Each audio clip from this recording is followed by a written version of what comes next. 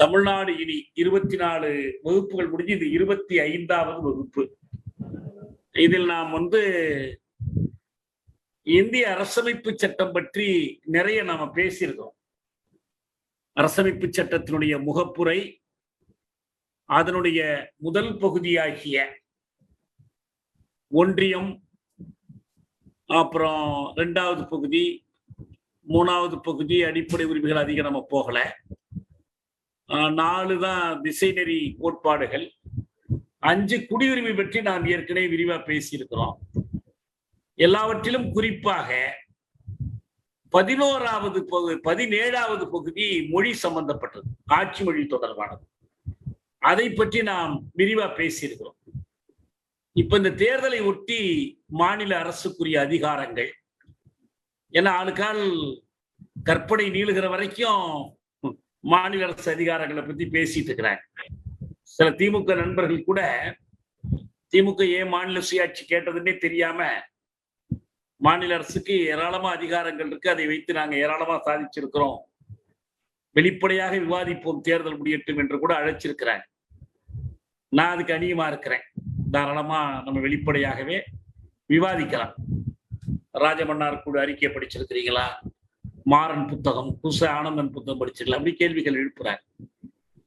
இப்ப இதுல நாம் இன்னைக்கு எடுத்துக்கொள்ள போகிற செய்தி என்பது, இந்த அரசமைப்பு சட்டத்தை நாம் தமிழ் தேசிய விடுதலை இயக்கம், வேறு தமிழ் தேசிய அமைப்புகளும், நம்ம ஏற்கனவே தன்னுரிமை முன்னணி, தமிழ் தேசிய முன்னணி எல்லாமே தேசிய இனங்களின் அடிமை உரி என்று வரையறுத்து ஒரு அடிமை சாசனமாக இருக்கு தேசிய இனங்களை பொறுத்த வரைக்கும் என்பதுதான் நம்முடைய பார்வை. இப்ப இதை மெய்ப்பிப்பதற்கான நிறைய சான்றுகள் கொடுத்தோம். ரொம்ப முக்கியமானது அந்த 17வது பகுதி.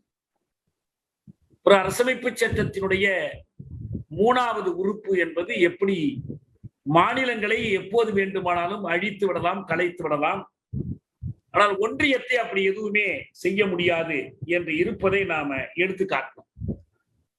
அந்த வரிசையில இன்னைக்கு நாம் எடுத்துக்கொள்ள போகிற தலைப்பு என்பது, இதை ஏன் திருத்தக்கூடாது.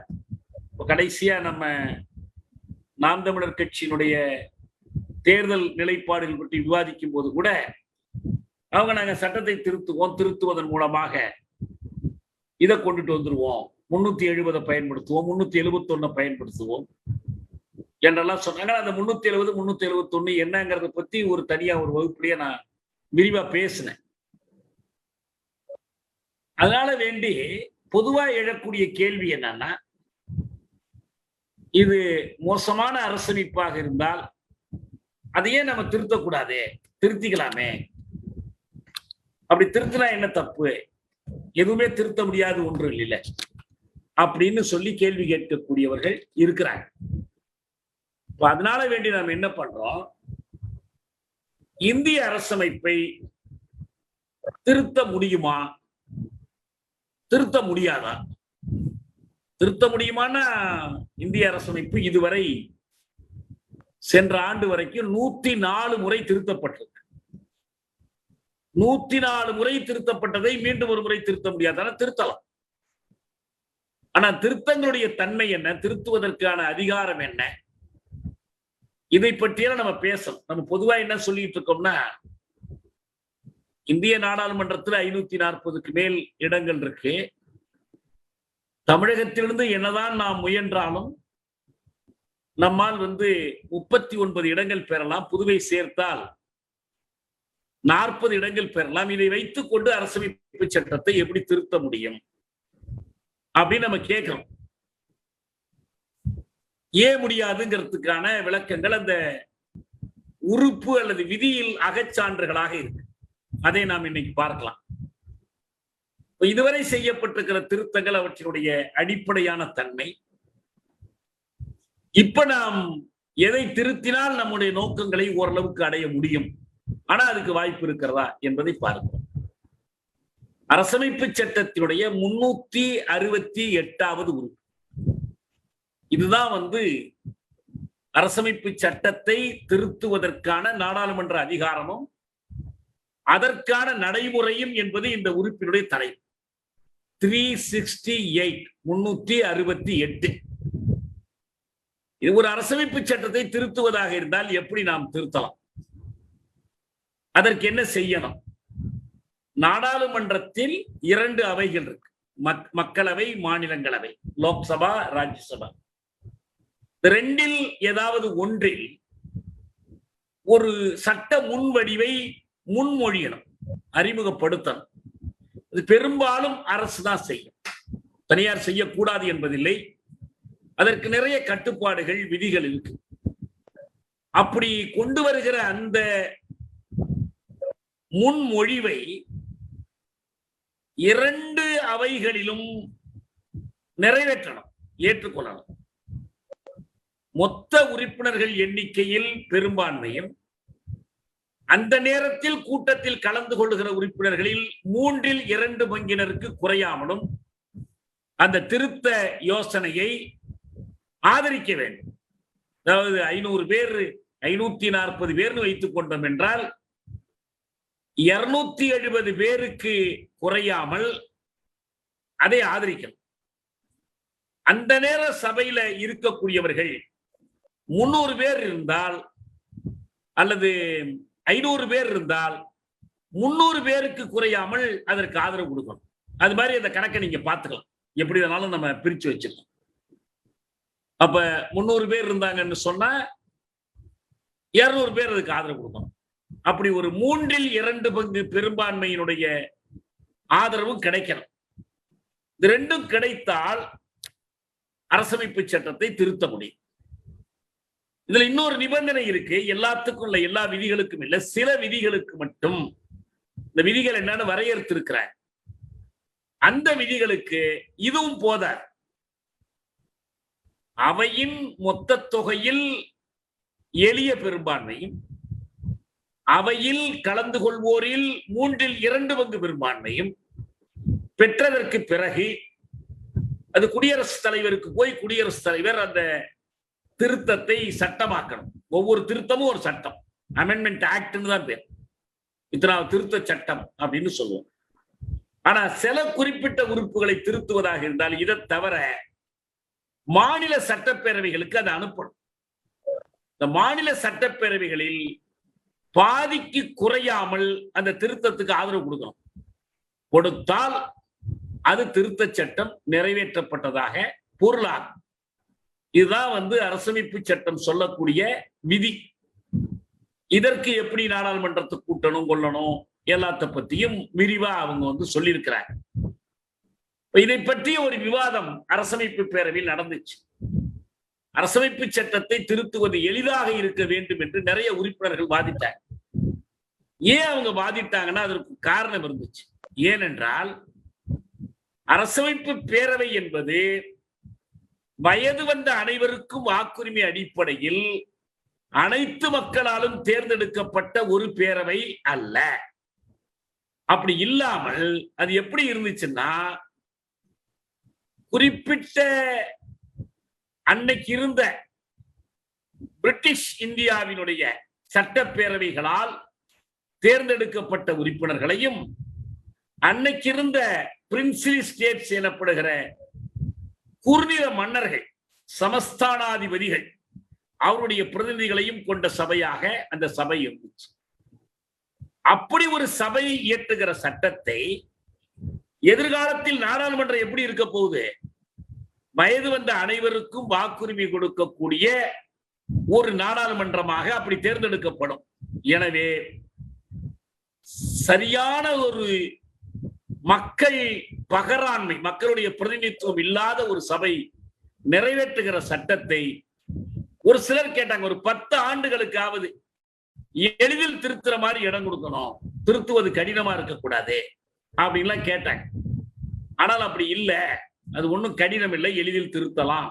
இந்த 3/2 பங்கு பெரும்பான்மைங்கிறதோ சட்டப்பேரவைகள் கொடுக்கணுங்கிறதோ ஒரு தடை கிடையாது என்று அரசமைப்பு பேரவையில் வலுவாக வாதிட்டவர் அண்ணல் அம்பேத்கர் அவர்கள். அவர்தான் சட்ட வரைவின் குழுவினுடைய தலைவர்கிற முறையில அவர் கடுமையாக அதற்காக வாதிட்டார். எனவே இந்த திருத்த சட்டத்தை 368 போதுமானது என்று அவர் வாதிட்டார். இந்த வாதத்தினுடைய முக்கியமான கூறுகள் என்ன, எந்த கோணத்தில் அது எளிது, எந்த கோணத்தில் எளிதில்லை என்பதை பற்றி நாம பேசணும். அதுலதான் இந்த திருத்தத்தில், ஏன்னா இந்த அரசமைப்பு சட்டத்தை பற்றி விவாதித்திருக்கிற பலரும் அதனுடைய இந்த கூறுகளை பற்றி பேசுறாங்க. இது எப்படி மாநிலங்களுக்கு என்ன அதிகாரம் கொடுக்குது, கொடுக்கல, எப்படி மாநிலங்களை ஒழித்து கட்டுகிற வாய்ப்பை வைத்திருக்கிறது, ஆனால் இந்திய ஒன்றியத்தை நிரந்தரமாக பாதுகாக்கிறது, அப்புறம் ஆளுநருடைய அதிகாரம் என்ன, குடியரசுத் தலைவருடைய அதிகாரம் என்ன, அப்படின்னு நிறைய பேசியிருக்கிறாங்க. ஆனால் நான் என்ன பேசணும்னு கருதுறேன்னா, 1956ஆம் ஆண்டு நவம்பர் மாசம் 26ஆம் தேதி தந்தை பெரியார் அவர்கள், நான் 56 அல்லது 57, நான் தவறா சொன்னா திருத்துங்க, சாதி ஒழிப்பு போராட்டம் நடத்துறார். அதற்கு ஒரு அடையாளமாக அரசமைப்பு சட்டத்தை கொடுத்து சொல்றார். தமிழ்நாடு பூரா திராவிடர் கழக தொண்டர்கள் அதை கொளுத்தி சிறைக்கு போறாங்க. அப்படி சிறைக்கு போகக்கூடியவர்கள் நீதிமன்றத்தில் கொண்டு போய் நிறுத்தும் போது என்ன சொல்லணும், ஏன் இந்த சட்டத்தை எரித்தோம் என்று சொல்வதற்கு ஒரு வாசகத்தை பெரியாரை எழுதி அன்றைக்கு விடுதலை ஏற்றில் அவர் வெளியிட்டார். இதை சொல்லுங்க, காரணமா இப்படி வாக்குமூலம் கொடுங்க. ஆமா ஐயா, நாங்க கொளுத்தணும், ஏனென்றால் இது சாதியை பாதுகாக்கிற அரசமைப்பாக இருக்கிறது, அதற்கு இன்னென்ன உறுப்புகள் ஆதாரமாக இருக்கு. இதெல்லாம் நீங்கள் மத உரிமை என்ற பெயரில் சாதியை பாதுகாக்கிறீர்கள், எனவே இதை நாங்கள் எரிப்பதற்கு ஒரு நியாயம் இருக்கிறதுன்னு சொல்லும் போது கூடுதலா ஒரு வாசகம் சொன்னார். என்னன்னா, இந்த சட்டம் இப்படி மோசமாக இருப்பது மட்டுமல்ல, இந்த சட்டத்தை திருத்துவதற்கான வாய்ப்பு எங்களுக்கு வழங்கப்படவில்லை. இது ரொம்ப முக்கியமானது. இந்த சட்டத்தை திருத்துவதற்கான வாய்ப்பு எங்களுக்கு வழங்கப்படவில்லை, எனவே எங்களுக்கு இந்த எதிர்ப்பை காட்டுவதற்கு வேற வழி இல்லை. உங்களுக்கு சட்டம் சரியில்லைப்பா, நீங்க போய் திருத்திக்கிடுங்க, நாடாளுமன்றத்துக்கு போங்க, சட்டமன்றத்துக்கு போங்க, தேர்தலில் போட்டி போடுங்க, இந்த சட்டம் சரியில்லைன்னு சொல்லி அங்க போய் நீங்க திருத்திக்கலாமே என்ற கேள்விக்கு தான் அவர் எப்படி பதில் கொடுத்தாருன்னா, இல்லை, இந்த சட்டத்தை திருத்துகிற வாய்ப்பு எங்களுக்கு வழங்கப்படவே இல்லை அப்படின்னு அவர் சொன்னார். அது எப்படிங்கிறதா நம்ம இப்ப பார்க்க போறோம். ஏன் வழங்கப்படல? வெறும் எண்ணிக்கை மட்டுமல்ல, எண்ணிக்கை என்பது ஒரு முக்கியமான காரணம். அரசமைப்பு பேரவை விவாதங்கள்ல என்னென்ன செய்திகள் இந்த திருத்த சட்டம் பற்றி விவாதிக்கப்பட்டது நம்ம பார்த்தோம்னா, என்ன மாதிரி திருத்தங்கள் இதுவரை நிறைவேற்றப்பட்டிருக்குன்னு பார்த்தோம்னா, நமக்கு அந்த வாய்ப்பு, நமக்கு என்றால் ஒடுக்கப்பட்ட தமிழ்நாட்டு மக்களுக்கு சாதி ஒழிய வேண்டும், சமூக நீதி வேண்டும், சமத்துவம் வேண்டும் என்று விழைகின்ற, அதற்காக போராடுகின்ற மக்களுக்கு அந்த வாய்ப்பு ஏன் வழங்கப்படவில்லை என்பதை நாம் தெளிவா தெரிந்து கொள்ளலாம். அதைத்தான் நாம் இன்னைக்கு அந்த பேரவை விவாதங்களையும் அதன் அடிப்படையில் ஏன் நம்மால் இதை முடியாது என்பதை பற்றி பேசும். சொல்லும் போது நமக்கு ஒன்று அடிக்கடி சொல்லப்படுகிற ஒரு செய்தி என்னன்னா, இந்திய அரசமைப்பு சட்டத்தில் முதல் திருத்தம் வருவதற்கு தமிழ்நாடு தான் காரணமாக இருந்தது. நம்மால திருத்த முடியாதுன்னு சொல்றோம், ஆனா முதல் திருத்தம் வருவதற்கு யார் காரணமாக இருந்தா?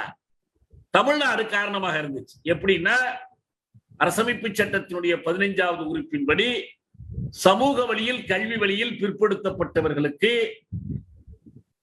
சிறப்பு ஏற்பாடுகள், இடஒதுக்கீடு வழங்குவதற்கான அந்த ஏற்பாடு இருக்கே, அந்த ஏற்பாடுகளை செல்லாது என்று செண்பகம் துரைராஜன் ஒருத்தர் வழக்கு போட்டார், உயர் நீதிமன்றத்தில் வழக்கு போட்டார். இது சமத்துவத்தை மீறுது, அரசமைப்பு சட்டத்தினுடைய 14வது உறுப்பை மீறுகிறது, பிறப்பின் அடிப்படையில் ஏற்றத்தாழ்வு கற்பிக்கிறது, எனவே நாங்கள் இந்த சட்டம் செல்லாதுன்னு சொல்லும் போது ஆமா செல்லாது என்று தீர்ப்பு கொடுத்தார். அதை எதிர்த்து இடஒதுக்கீட்டை பாதுகாப்பதற்கான ஒரு போராட்ட குரல் தமிழ்நாட்டிலிருந்து பெரியார் வழியாக எழுந்தது. நாடாளுமன்றத்தில் அதை ஏற்றுக்கொண்டு முதல் திருத்தத்தை நிறைவேற்றினார்கள். ஆனா இந்த சட்ட திருத்தம்னு சொல்லுகிற போதெல்லாம் நிறைய திருத்தங்கள் ஒற்றை திருத்தமாக வருவதில்லை, அவை ஒரு தொகுப்பாக. அவை ஒரு தொகுப்பு. இந்த முதல் திருத்தம் அப்படிதான், ஒன்னே ஒண்ணு திருத்தல. அன்னைக்கு பிரதமராக ஜவஹர்லால் நேரு இருந்தார், குடியரசுத் தலைவராக ராஜேந்திர பிரசாத் இருந்தார். அரசமைப்பு சட்டத்தினுடைய 15வது உறுப்பு, 19வது உறுப்பு, 85வது உறுப்பு, அது போல ஒரு 10 உறுப்புகள் கிட்டத்தட்ட திருத்தப்பட்டுச்சு. புதுசா 2 உறுப்புகள் நுழைக்கப்பட்டுச்சு. இந்த திருத்தப்பட்ட மற்ற உறுப்புகளுக்கும் நுழைக்கப்பட்ட உறுப்புக்கும் இந்த சமூக நீதி இடஒதுக்கீட்டுக்கும் ஏதாவது தொடர்பு இருக்கானா? இல்ல. குறிப்பா 19 என்ன? அரசமைப்பு சட்டத்துல ஃபண்டமெண்டல் ரைட்ஸ், அடிப்படை உரிமைகள், கருத்துரிமை, எழுத்துரிமை, பேச்சுரிமை, கூட்டம் கூடும் உரிமை, சங்கம் சேரும் உரிமை, எங்கு வேண்டுமானாலும் போய் வருகிற உரிமை, இப்படி போன்ற உரிமைகள். முதலில் எழுதப்பட்ட அரசமைப்பு சட்டத்துல இந்த 19வது உறுப்புக்கு எந்த விதமான கட்டுப்பாடுகளும் கிடையாது.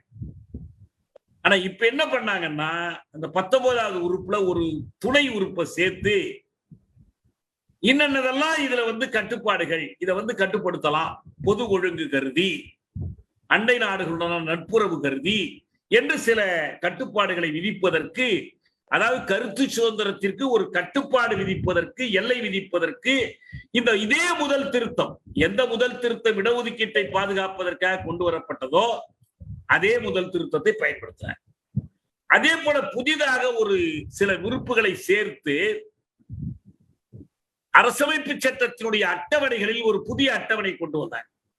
அதுவரைக்கும் 8 அட்டவணைகள் இருந்துச்சு அரசமைப்பு சட்டத்துல. 8 அட்டவணைகள், இது 9வது அட்டவணை. இந்த 9வது அட்டவணை எதற்கு கொண்டு வர்றாங்கன்னா, சில சட்டங்களை பாதுகாக்கணும், அரசமைப்பு சட்டத்தில் உறுதி செய்யப்பட்ட அடிப்படை உரிமைகளுக்கு முரணாக இருந்தாலும் கூட அந்த சட்டங்கள் செல்லுபடியாகணும். இது முக்கியமாக சொத்துரிமை, பேச்சு சுதந்திரம், சட்டத்தின் முன்னர் சமத்துவம் ஆகியவற்றை மீறக்கூடியதாக நீதிமன்றம் கருதினாலும் இந்த சட்டங்களை ரத்து செய்யக்கூடாது என்பதற்காக அவர்கள் கொண்டுட்டு வந்தார். இதுதான் முதல் திருத்தம் என்பது. இந்த முதல் திருத்தம் தொடங்கி இப்ப அண்மையில கொண்டு வரப்பட்டிருக்கிற 104வது திருத்தம் வரை எல்லா திருத்தங்களும் முக்கியமானது அல்ல. ஏன்னா அரசமைப்பு சட்ட வல்லுநர்கள் என்ன சொல்றாங்கன்னா, உலகத்திலேயே மிக நீளமான எழுதப்பட்ட அரசமைப்பு சட்டம் இந்திய அரசமைப்பு தான். அதே போல உலகத்திலேயே மிக அதிக முறை திருத்தப்பட்ட அரசமைப்பு சட்டமும் இந்த சட்டம். கிட்டத்தட்ட ஒரு சராசரியா ஆண்டுக்கு 2 திருத்தம் வீதம் வந்துகிட்டே இருக்கு. இதற்கு என்ன ஒரு காரணம் சொல்றாங்கன்னா, அடிப்படை சட்டம், ஃபண்டமெண்டல் லா, அந்த ஒரு அடிப்படை சட்டத்தில் என்னெல்லாம் குறைந்தபட்சம் இடம்பெற வேண்டுமோ அதை மட்டுமல்லாமல் மிக சாதாரணமான நிர்வாக செய்திகளை எல்லாம் கூட அரசமைப்பு சட்டத்தில் இணைச்சிருக்கிறார். ஒரு உதாரணமா, ஒருவரை தலைப்படுத்தினால் கைது செய்தா 24 மணி நேரத்துக்கு மேல போலீஸ் காவலில் வைக்க கூடாதுங்கிறது கூட ஒரு சட்ட விதியாக சேர்க்கப்படுது, அரசமைப்பு சட்டத்தினுடைய விதியாக சேர்க்கப்படும். அப்படி இருக்கும்போது இது போல நிறைய விதிகள். எனவே என்ன செய்ய வேண்டி இருக்குதுன்னா, சாதாரண நாடாளுமன்ற சட்டங்கள், அரசாணைகள் மூலம் செய்ய வேண்டிய மாற்றங்களுக்கு கூட சட்டத்தை திருத்த வேண்டிய காரணம், தேவை ஏற்படுது. அது போன்ற சொற்பமான திருத்தங்கள், ஏராளமான திருத்தங்கள் குமிச்சிருக்கு. இந்த சொற்ப திருத்தங்களை தவிர குறிப்பிட்டு சொல்ல வேண்டிய முக்கியமான சில திருத்தங்களை நாம் நினைவில் கொண்டோம்னா, இந்த திருத்தங்களுடைய திசை வழி என்ன என்பதை புரிந்து கொள்ளலாம். இந்த முதல் திருத்தத்துக்கு பிறகு இரண்டாவதாக வந்த மிக முக்கியமான திருத்தம் என்பது 56ல வருது. எதற்கு? மொழிவழி மாநிலங்களை அமைப்பதற்காக வருது. இந்த மொழிவழி மாநிலங்களை அமைப்பதற்காக வந்த அந்த திருத்தம் என்பது ஒரு முக்கியமான திருத்தம். மாநிலங்கள், புதிய மாநிலங்கள் அமைப்பதற்கு, அதற்கு மொழி வழியை அடிப்படையாக கொள்வதற்காக 56ல் அந்த திருத்தம் 9வது திருத்தம் வருகிறது. அதற்கு பிறகு ரொம்ப குறிப்பிடத்தக்க ஒரு திருத்தமா இந்த முதல் திருத்தம் போலவே சொல்ல வேண்டிய இன்னொரு திருத்தம் எதுன்னா 42வது திருத்தம். 42வது திருத்தம் என்பது நம்ம எல்லோரும் சாதாரண மக்கள், அரசியல் படிக்கிற மக்களுக்கெல்லாம் தெரியும். கல்வி உரிமையை மாநிலங்களிடமிருந்து பறித்ததுன்னு ஒரு செய்தியை நாம் சொல்லிக்கிட்டு இருக்கோம். இந்திய அரசமைப்பில் இதுவரை செய்யப்பட்ட திருத்தங்களிலேயே ஒரே நேரத்தில் ஏராளமான விதிகளை நிறைய இருக்கு, எண்ணி பார்க்கணும், நான் ஏராளமா இருக்கு, அவற்றை எல்லாவற்றையும் ஒரே ஒரு திருத்தத்தின் மூலமாக திருத்தியது இந்த 42வது திருத்தம் தான். ஏனென்றால் அப்போது இந்திரா காந்தி நெருக்கடிகளை அறிவித்திருந்தார். பாசிசங்கிற பேச்சே அப்ப அதிகமா தான் வந்துச்சு. இப்பதான் அதனுடைய முழு வெளிப்பாட்டை பார்த்தாங்க. அவங்க என்ன பண்ணாங்க, 42வது திருத்தத்தின் மூலமாக அரசமைப்பு சட்டத்தில் இருக்கிற ஏராளமான உறுப்புகளை திருத்தினாங்க.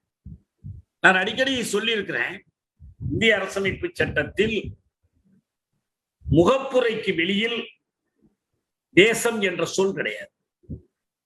ஏன்னா அம்பேத்கர் இந்தியாவை ஒரு தேசம் என்று ஒத்துக்கொள்ள மறுத்துட்டார். அதுக்கு காரணம் சொன்னார், சாதிகளால் பிளவுண்ட ஒரு சமுதாயத்தை தேசம்னு சொல்லிக் கொள்ள முடியாது, அமெரிக்காவையே தேசம்னு சொல்ல முடியாதுன்னா இந்தியா எப்படி தேசமா என்று பிடிவாதமா மறுத்தார். மீ த பீப்புள் ஆஃப் இந்தியான்னு சொல்லாமல் மீ த நேஷன் ஆஃப் இந்தியான்னு சொல்லணும்னு வலியுறுத்திய போது இல்ல நேஷன் கிடையாது, there is no religion called Hindu and no nation called Indiaன்னு அப்பதான் சொன்னார். அதனால உள்ள எங்கேயுமே நேஷன் வரல, அந்த முகப்புரையில மட்டும் வருது, ஒரு நாடுங்கிற பொருள்ல வருது, ஐநாவுக்கு வர்ற மாதிரி. ஆனா இப்ப என்ன பண்ணாங்கன்னா இந்திரா காந்தி அம்மையார் இந்த 42வது திருத்தத்தின் மூலமாக தேசிய இறைமை, தேசிய ஒருமைப்பாடு எல்லாவற்றையும் இந்த சட்டத்திற்கு கொண்டு வந்து நுழைச்சிட்டாங்க. ஏற்கனவே கட்டுப்படுத்தப்பட்ட அடிப்படை உரிமைகளை மேலும் குறுக்கிட்டாங்க. இந்த பல்வேறு நோக்கங்களுக்காகவும் அவங்க பல சட்டங்களை, இப்ப சட்டமன்றம் தொடர்பாக, ஆட்சி, குடியரசுத் தலைவருடைய அதிகாரம் எல்லாத்தையும் கலைச்சாங்க. எல்லாத்துலயும் அதுல ரொம்ப குறிப்பிடத்தக்க ஒரு வேடிக்கையான ஒரு திருத்தம் என்னன்னா, இந்த 368 சொன்ன பாருங்க, அதாவது அரசமைப்பு சட்டத்தை திருத்துவதற்கான விதி, அந்த விதியையும் திருத்திட்டாங்க. 368ஐயும் நம்ம திருத்தி எளிதில் நாடாளுமன்றத்தில் இவங்க விரும்பக்கூடிய திருத்தங்களை எல்லாம் செய்வதற்கான ஒரு ஏற்பாட்டையும் அவர்கள் செஞ்சுட்டாங்க. புதிய உறுப்புகளை நிறைய கொண்டு வந்து நுழைச்சாங்க. 31, 32, 39 இந்த ஏன்னு முடியறது பூரா நிறைய கொண்டு வந்து நுழைச்சாங்க. அப்பதான் ஒரு வேடிக்கையான கருத்து சொல்லப்பட்டுச்சு, ஒரு புதிய அரசமைப்பு சட்டத்தை எழுதினதுக்கு நிகரான திருத்தங்கள் அதெல்லாம். 76 நவம்பர் 2ஆம் நாள் இந்தியாவுக்கு ஒரு புதிய அரசமைப்பு சட்டத்தை எழுதிவிட்டார்கள். அப்ப எல்லாரும் என்ன சொன்னாங்க, இதுவரை இது இந்தியன் கான்ஸ்டிடியூஷன், இனிமேல் இது இந்திரா கான்ஸ்டிடியூஷன், இது இந்திரா காந்தி அரசமைப்பு சட்டம் இது என்று கேள்வி பண்ணாங்க. ஏன்னா அப்போ காங்கிரஸ் தலைவராக தேவகாந்த் படுவா இருந்தார், அசாம்காரர். அவர் ஒரு முழக்கம் கொடுத்தார், இந்தியா தான் இந்திரா, இந்திரா தான் India, India is Indira and Indira is India. எனவே இந்திய அரசமைப்பு சட்டமா இருந்தா என்ன, இந்திரா அரசமைப்பு சட்டமா இருந்தா என்ன, எல்லாம் ஒண்ணுதான். 77 அவர்கள் தோற்கடிக்கப்பட்டதற்கு பிறகு 43வது திருத்தம் 78 ஏப்ரல் 13 மொரார்ஜி பிரதமராக இருக்கும் போது கொண்டு வரப்பட்டுச்சு. சஞ்சீவ ரெட்டி அப்ப நாட்டின் குடியரசுத் தலைவராக இருந்தார். அந்த திருத்தத்தின் மூலமாக பல பழைய திருத்தங்கள், 42வது உறுப்பில் வந்த திருத்தங்களை மீண்டும் நீக்கம் செய்து மாற்றி அமைச்சாங்க. ஆனா அப்படி எல்லாத்தையும் மாத்திட்டாங்களா, மாத்திக்கல. ஏன்னா உதாரணமா தடுப்பு காவல் சட்டங்கள் இல்லாத ஒரு நிலையை தோற்றுவிக்க பண்ணிருக்கலாம். எல்லாரும் மிஸ்ஸாவில் இருந்துட்டு வந்தாங்க, தடுப்பு காவல் சட்டங்களால் பாதிக்கப்பட்டாங்க. உள்நாட்டு நெருக்கடியை அறிவிப்பதற்கான அந்த விதியை, நெருக்கடியை அறிவிப்பதற்கான விதியை அடியோடு தூக்கலாம்னா தூக்கலாம். ஆனா அப்படி செய்யல, சில கூடுதலான கட்டுப்பாடுகளை மட்டும்தான் விதித்துக் கொண்டார்கள். இப்படி நிறைய நம்ம சொல்லலாம்.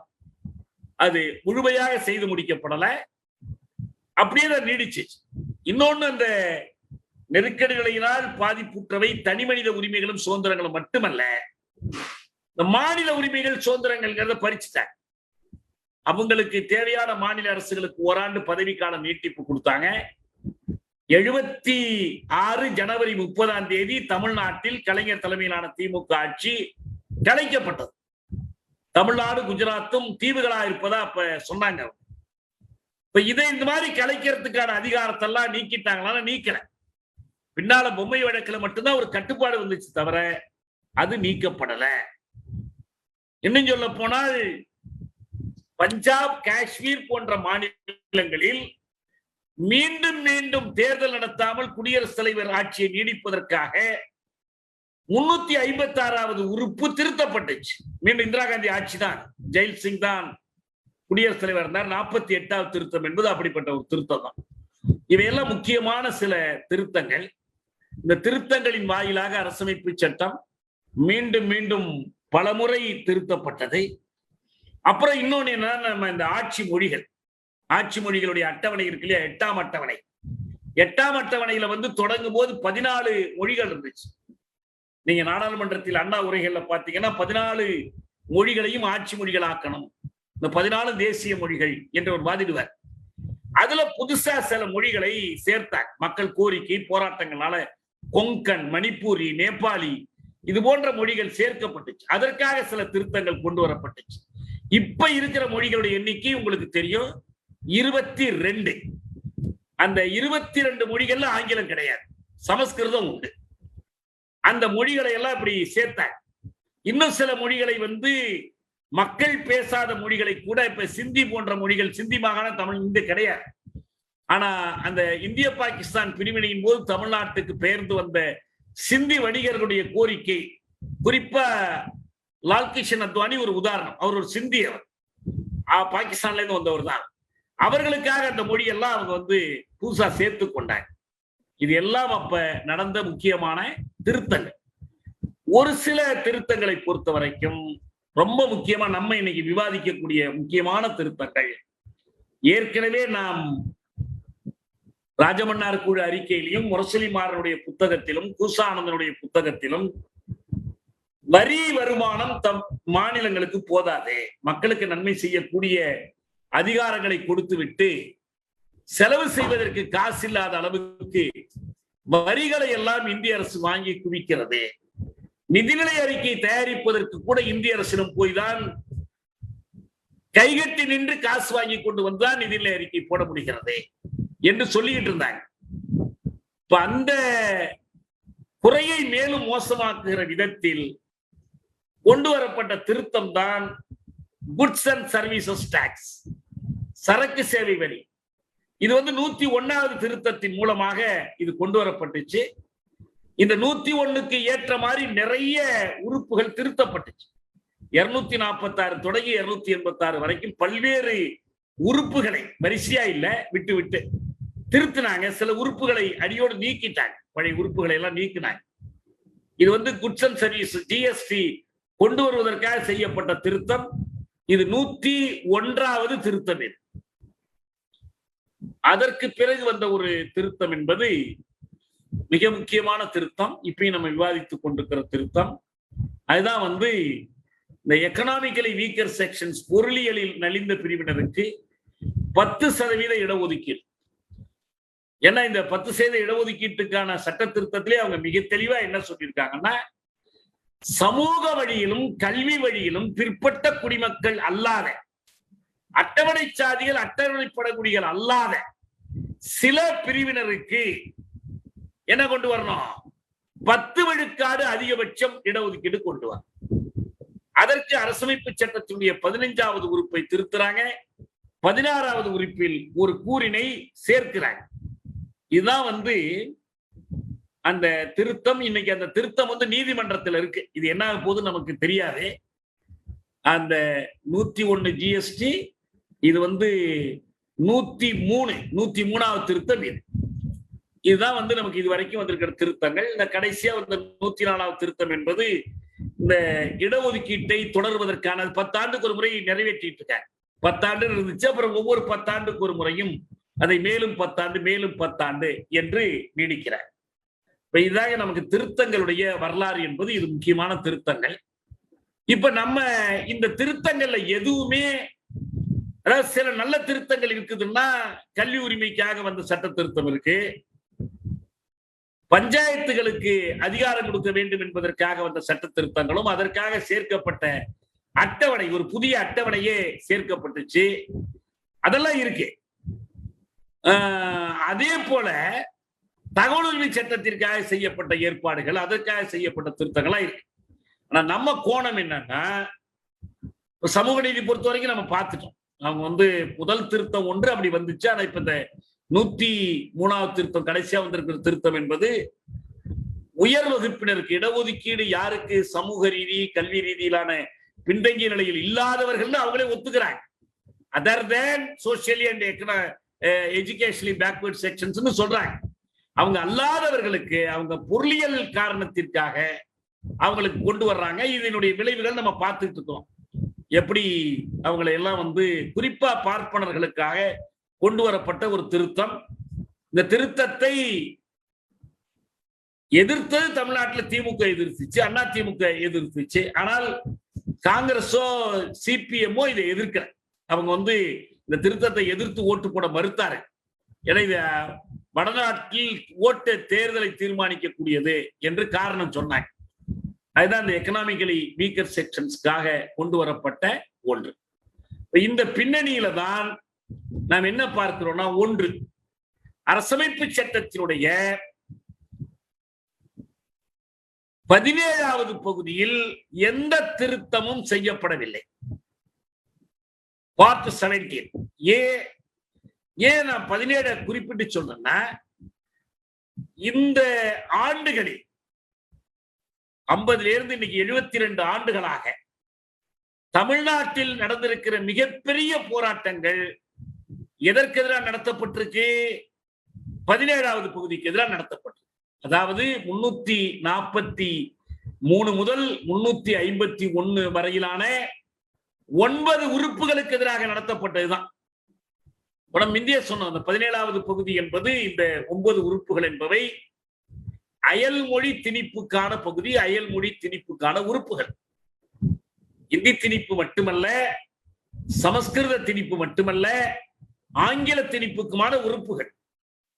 இந்த அயல்மொழி திணிப்புக்கு எதிரான போராட்டம் தமிழ்நாட்டில் நடந்து, தமிழ்நாட்டில் இதற்காக அளப்பரிய ஈகங்கள் செய்யப்பட்டது.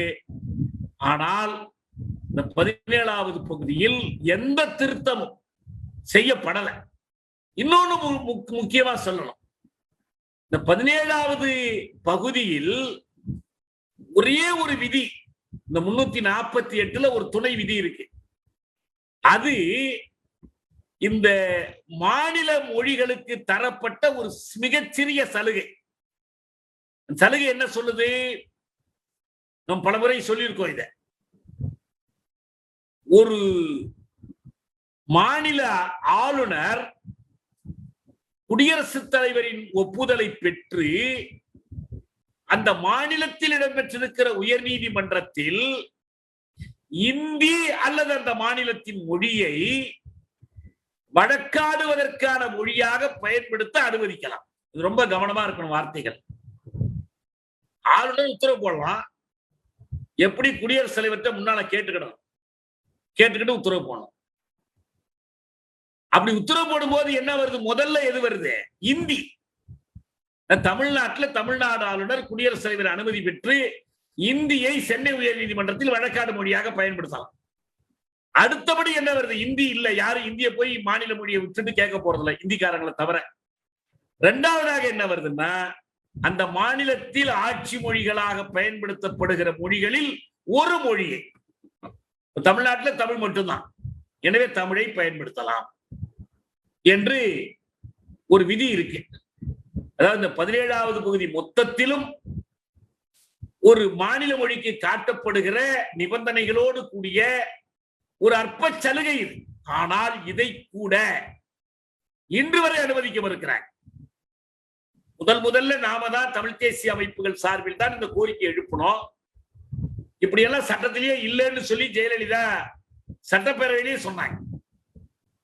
உயர் நீதிமன்றத்தில் வழக்காடு மொழியாக பயன்படுத்தலாம்னு சொல்லி நம்ம ஜி.கே. மணி பாமக தலைவர் பேசினார். நீங்க தப்பா சொல்றீங்க தகவல், அப்படிலாம் சட்டத்தில எல்லாம் எதுவுமே இல்லைன்னு இந்த அம்மா சொன்னாங்க. இங்கிலீஷ் மட்டும் தான் பயன்படுத்த முடியும்.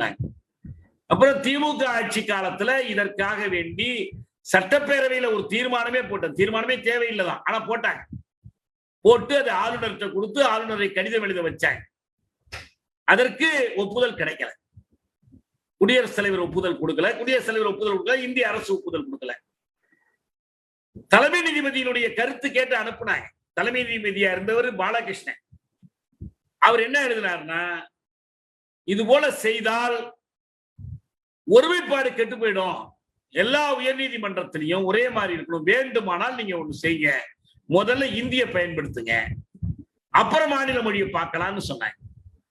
4 மாநிலங்களில் இது அனுமதிக்கப்பட்டிருக்கு. உத்தரப்பிரதேசம், ராஜஸ்தான், பீகார், மத்திய பிரதேசம் 4ம் இந்தி மாநிலங்கள். இந்தி மாநிலங்களில் மட்டும்தான் இந்திய வழக்காடு மொழியாக்கலாம். ஆனால் வேறு எந்த மாநிலத்திலும் அந்த மாநிலத்தினுடைய ஆட்சி மொழியை சட்டத்தில் இடமிருந்தும் இதுவரை கோர்ட்டோட மொழி இல்லை, அது வேற லாங்குவேஜ் ஆஃப் கோர்ட் இங்கிலீஷ் மட்டும்தான். இந்தி மாநிலத்திலும் இங்கிலீஷ் மட்டும்தான். ஆனா லாங்குவேஜ் ஆஃப் கோர்ட்னா தீர்ப்பு எழுதுறதுல இருந்து எல்லாத்துக்கும் பயன்படுத்தலாம். ஆனா இது வெறுமனே ப்ரொசீடிங்ஸ் மட்டும் பயன்படுத்தலாம். தமிழ்ல வாதிடலாம், தமிழ்ல மனு கொடுக்கலாம், தீர்ப்பானா இங்கிலீஷ்ல தான் வரும். அதற்கு கூட அனுமதி கொடுக்கல. எனவே 17வது பகுதியை இம்மி அளவும் திருத்த முடியவில்லை. அதே போல 3வது உறுப்பு, இந்த 3வது உறுப்பின்படி என்னன்னு சொன்னா, நாடாளுமன்றத்தில் சாதாரண பெரும்பான்மை இருந்துச்சுன்னா, அந்த நேரத்தில் இருக்கிற உறுப்பினர்கள் பெரும்பான்மை இருந்தா எந்த மாநிலத்தையும் பிரிக்கலாம், உடைக்கலாம், கலைக்கலாம். நமக்கு இந்த ஆபத்து நெருங்கி வந்துகிட்டு இருக்கு. ராமதாஸ் இன்னைக்கு ஒரு அறிக்கை விடுறாருன்னா அவரா விடுறாரு நான் நினைக்கிறேன், அல்லது அது எந்த கருத்தினுடைய விளைவுன்னா, RSS நெடுங்கால கனவு மொழிவழி மாநிலங்களை கலைத்து விட வேண்டும், ஜன்பந்த் மண்டலங்கள் என்று விரிவடைந்த மாவட்டங்களை போல உருவாக்கணும், நிர்வாக பகுதிகளை உருவாக்கணும். இவரு அதான் சொல்றாரு, நிர்வாக வசதிக்கு அதான் நல்லது, 3ஆ பிரிக்கலாம், 4ஆ பிரிக்கலாம். அப்ப இது ஒரு மொழிவழி மாநிலம், தேசிய இன உரிமை, இந்த மொழிக்கான உரிமை, மொழி பேசும் மக்கள், இதெல்லாம் ஒண்ணுமே இருக்காது. அப்படி ஒரு முயற்சியை பண்ணுவதற்கு அனுமதி அளிக்கிற உறுப்பு 3. இந்த 3வது உறுப்பின்படி ஒரு சட்டம் இயற்றுவதற்கு நாடாளுமன்றத்தில் 3/2 பெரும்பான்மை வேண்டியதில்லை, மொத்த உறுப்பினர்களில் பாதிக்கு மேல் இருக்கணும்னு தேவையில்லை. மாநிலத்துக்கு ஒரே ஒரு அனுமதி கொடுத்திருக்காங்க. என்ன கொடுத்திருக்காங்கன்னா, இந்த மாநில சட்டப்பேரவைக்கு இதை அனுப்பி வைப்பாங்க, அவங்க கருத்தை கேட்பாங்க, அந்த கருத்துக்கு கட்டுப்பட வேண்டிய அவசியம். தமிழ்நாட்டை கலைத்து விடுவது, 3ஆக பிரிப்பது, 4ஆக பிரிப்பது, தமிழ்நாட்டின் ஒரு பகுதியை ஆந்திரத்தோடு இணைப்பது, தமிழ்நாட்டின் ஒரு நகரத்தை விற்று விடுவது என்றெல்லாம் நாடாளுமன்றத்தில் சாதாரண சிம்பிள் மெஜாரிட்டியோட ஒரு தீர்மானம் போட்டால், தமிழ்நாடு சட்டப்பேரவை அதற்கு மாறுபட்ட ஒரு கருத்தை சொல்ல முடியும். அந்த கருத்தை அவர்கள் கேட்க வேண்டிய கட்டாயம் இல்லை. நமக்கு அண்மைய உதாரணம் ஜம்மு காஷ்மீர். அது ஒரு ஸ்டேட். நான் ஏற்கனவே 370 பத்தி சொல்ல போய் சொன்னேன்.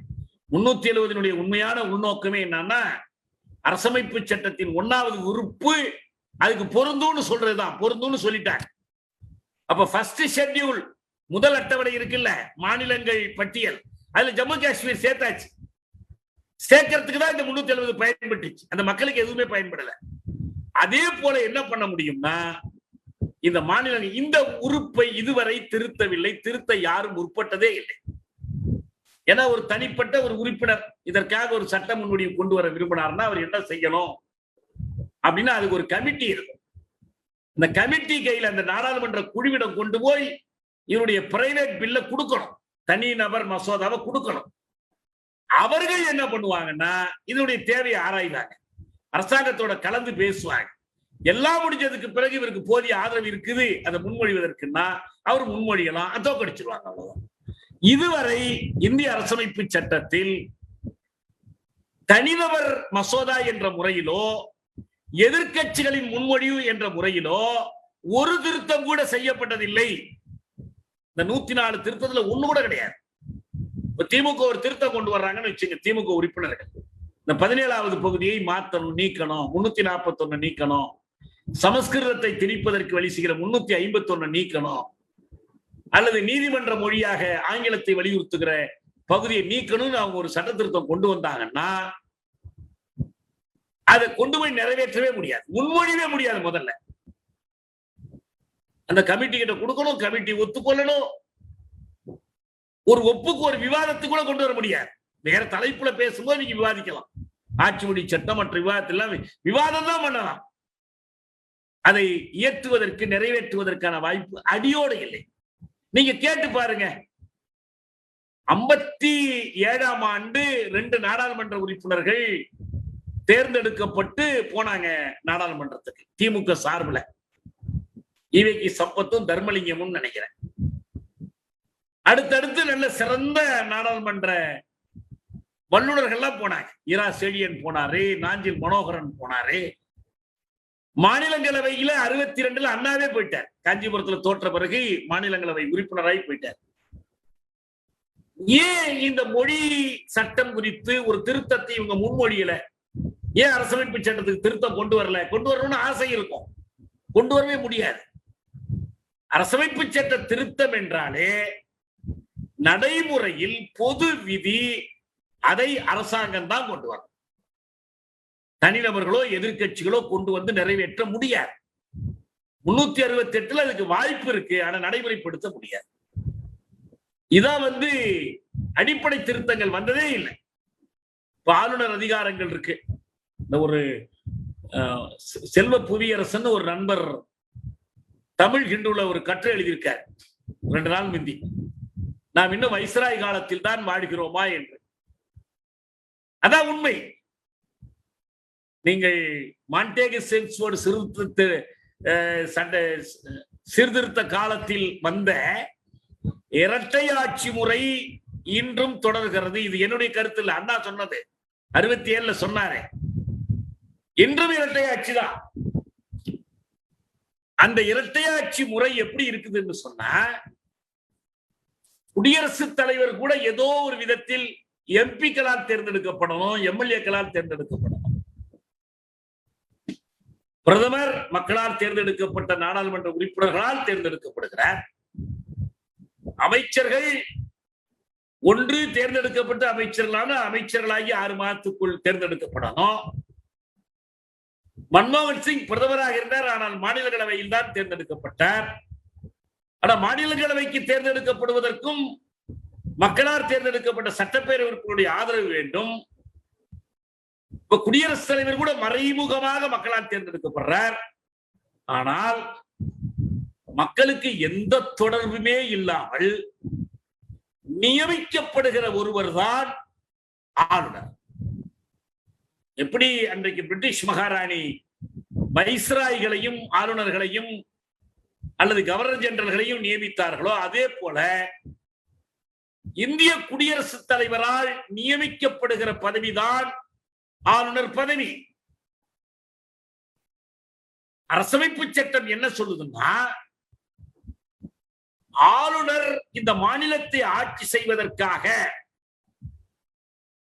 ஒருவரை முதலமைச்சராக அமர்த்துவார். அந்த முதலமைச்சர் சட்டப்பேரவையில பெரும்பான்மை பெற்றவராக இருப்பார். அவருக்கு உதவுறதுக்காக தான் இந்த முதலமைச்சரும் அமைச்சர்களும் எதுவரை அந்த பதவியில் இருப்பார்கள் என்றால், அவருக்கு மனநிறைவு இருக்கிற வரைக்கும், ஆளுநருக்கு மனநிறைவு இருக்கிற வரைக்கும். என்னங்க ஜனநாயகம், என்ன குடியாட்சி இது? மக்களால் தேர்ந்தெடுக்கப்படாத ஒரு ஆளுநர் மக்களால் தேர்ந்தெடுக்கப்பட்ட முதலமைச்சரையும் அமைச்சர்களையும் தன் உதவிக்கு வைத்துக் கொண்டு ஆட்சி செய்வார். இதான் சட்டம். அப்ப குடியரசுத் தலைவரை விட மோசமான ஒரு பதவி ஆயிடுது. குடியரசுத் தலைவரை பதவி நீக்கம் செய்வதற்காக நீங்கள் நாடாளுமன்றத்தில் தீர்மானம் கொண்டு வரலாம், ரொம்ப கடினம், ஆனா கொண்டு வரலாம். ஆனால் ஆளுநரை பதவி நீக்கம் செய்வதற்காக நீங்கள் சட்டப்படி எதுவுமே செய்ய முடியாது. கண்டன தீர்மானம் போடலாம், தீர்மானத்துக்கு எந்த மரியாதையும் கிடையாது. நீங்கள் ஆளுநரை பற்றி போய் ஒரு புகார் செய்யலாம். எங்க போய் செய்யலாம்? பிரதமர்கிட்டயோ குடியரசுத் தலைவர்கிட்டயோ போய் மனு கொடுக்கலாம். ஆனால் முடியாது. அது அவரு யாருன்னு தெரியல, அவரு செல்வ புவியரசன் அதை ஒரு கட்டுரையா ஹிந்துல எழுதியிருக்கார். அவங்களுடைய அதிகாரம் என்பது எவ்வளவு அன்னைக்கு இருந்த வைஸ்ராய் அதிகாரத்தை போல இருக்கிறது. இப்ப நம்ம இதைத்தான் சொல்றோம். இதை வைத்துக் கொண்டு என்னமோ முதலமைச்சர் பதவி மட்டும் கையில கிடைத்தால் நாட்டையே அடியோடு மாற்றிடலாங்கிற மாதிரி ஒரு கற்பனை எங்கிருந்து பிறக்குதுன்னு எனக்கு தெரியல. இப்படி ஒரு வாய்ப்பு இருந்துச்சுன்னா இவ்வளவு கால பதவியில் இருந்தவர்கள் எல்லாம் தெரியாமலா இருந்தார்கள். ஒண்ணுமே செய்ய முடியாது. இந்த முரசொலிமாரனுடைய புத்தகத்துல இந்த ஒரு வாக்கியம் அவர் எழுதுறாரு. ரொம்ப முக்கியமான ஆக்கியம். அவரு அதுக்கு பிறகு அந்த பதவிகள் எல்லாம் போய் உட்கார்ந்த பிறகு நினைவு வச்சிருந்தாரான்னு எனக்கு தெரியல. அவர் சொல்றாரு, இந்தியாவில் இப்போது நிறுவப்பட்டிருக்கும் சுயராஜ்ய உள்நாட்டு காலனி ஆதிக்கத்தை ஒழித்து கட்ட வேண்டும். இந்திய அரசமைப்பு சட்டத்தின் வாயிலாக இந்தியாவில் நிறுவப்பட்டிருப்பது என்னன்னா சுயராஜ்ய உள்நாட்டு காலனி ஆதிக்கம். பிரித்தானிய காலனி ஆதிக்கம் என்பது அயல்நாட்டு காலனி ஆதிக்கம். இந்தியாவின் காலனி ஆதிக்கம் என்பது உள்நாட்டு. என இந்தியா தன்னுடைய நாடுல ஒரு ஒத்துட்டு இருக்கிறார். உள்நாட்டு காலனி ஆதிக்கம். நீங்கள் ஒரு காலத்தில் தென்னாப்பிரிக்காவில் ஒரு விவாதம் நடந்துச்சு. வெள்ளையர் ஆட்சிங்கிறது எப்படிப்பட்டது? இந்த வெள்ளையர்னா நிறைவேற்றுமை அடிப்படையில் நிறத்தை மட்டும் சொல்றோமா? அதுக்கு என்ன அர்த்தம் என்று ஆராய்ச்சி பண்ணாங்க. அப்ப நம்ம நடத்த வேண்டிய போராட்டம் என்ன? வெள்ளை நிறத்துக்கு எதிராக கருப்பு நிறத்தோட போராட்டமா? இந்த வெள்ளையும் கருப்பும் இல்லாதவங்களுக்கு என்ன இடம்? வெள்ளையர்களுக்குள்ளேயே கருப்பு நிறத்தவர்களும் அதிகாரத்துக்கு வரணும், உரிமை பெறணும்னு கருதுறவங்களுக்கு என்ன இடம்? ஏன்னா அங்க 4 விதமான இனங்கள் இருந்தாங்க. வெள்ளையர்கள் இருந்தாங்க, வெள்ளையர் அல்லாதார்னு சொல்லப்பட்ட வெள்ளை கருப்பு கலப்பினத்தவர்கள் இருந்தாங்க, கலர் பீப்புள் இருந்தாங்க. இந்தியா, பாகிஸ்தான் மற்ற நாடுகள்ல இருந்து போன ஆசியர்கள், ஆசிய இனத்தவர்கள் இருந்தாங்க. எல்லாருக்கும் மேல உண்மையான மூலக்கருப்பர்களான ஆப்பிரிக்கர்கள் இருந்தாங்க, நிக்ராய்டு இனத்தை சேர்ந்தவங்க. இப்ப இவங்க எல்லாரையும் சேர்த்து நம்ம என்ன நடத்தணும் அப்படின்னு ஒரு சிக்கல் விவாதிச்சாங்க. இப்ப நம்ம விவாதிக்கிற மாதிரி அவங்களுக்கு அந்த தியரட்டிக்கலா கோட்பாட்டு சிக்கலாக விவாதிச்சாங்க. ஒரு பிரிவினர் சொன்னாங்க, இது செட்டிலர் கலோனியலிசம்னு பேர். வெள்ளையர்கள் என்ன பண்ணாங்கன்னா, இந்த மண்ணில் குடியேறினவங்க, வந்தேரிகள், அவர்கள் இந்த நாட்டை காலனியாக்கி கொண்டு அடக்கி ஆள்றாங்க. எனவே இது செட்டிலர் கலோனியலிசம், வந்தேரிகளின் காலனி ஆதிக்கம். இன்னொரு பிரிவினர் சொன்னாங்க, அவங்கள வந்தேரிகள்னு நம்ம சொல்ல முடியாது. ஏன்னா இந்த தென்னாப்பிரிக்க நிலப்பரப்பில் யாரும் இல்லாத காலத்தில் அவர்கள் நன்னம்பிக்கை முனையில இறங்கி வடக்கு நோக்கி வந்தாங்க. நம்ம கருப்பின மக்கள் என்ன பண்ணாங்க, வடக்கிலிருந்து தெற்கு நோக்கி போனாங்க. இந்த 2 பேரும் சேர்ந்துதான் தென்னாப்பிரிக்கா.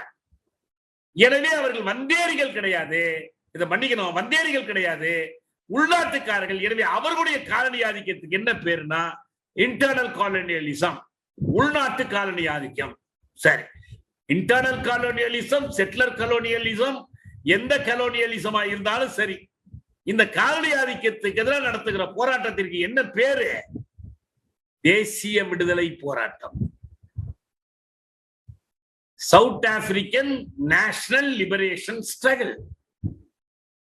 ஆப்பிரிக்க தேசிய காங்கிரசும் தென்னாப்பிரிக்க பொதுமை கட்சி, சவுத் ஆப்பிரிக்கன் கம்யூனிஸ்ட் பார்ட்டியும் நடத்திய அந்த போராட்டம் தென்னாப்பிரிக்க தேசிய விடுதலை போராட்டம். அதில் ஆப்பிரிக்க மக்கள், ஆசிய இன மக்கள், கலப்பின மக்கள், இந்த நிறமுடையவர்கள், கலர்டு, வெள்ளையர் அல்லாதவர்கள், வெள்ளையர்களுக்குள் இருக்கிற குடியாட்சி ஆற்றல்கள், நிறைவேற்றும் இன ஒதுக்கலை எதிர்க்கக்கூடியவர்கள் எல்லோரும் சேர்ந்துதான் போராடினாங்க. போராடி வெற்றி பெற்றாங்க. தென்னாப்பிரிக்கா விடுதலை பெற்றது. அவங்க அமைப்பே என்ன, ஆப்பிரிக்க தேசிய காங்கிரஸ். காந்தி போய் அங்க போராடுகிற காலத்துல 2 காங்கிரஸ் அமைச்சார். National Indian Congress, Transvaal Indian Congress, 2 இந்தியர்கள் வாழக்கூடிய பகுதிக்கான அமைப்புகள். இந்தியாவோட ஏற்கனவே காங்கிரஸ் அமைப்பு இருந்ததுனால அந்த பேரை காப்பி அடிச்சு அவங்க அப்படி வச்சாங்க.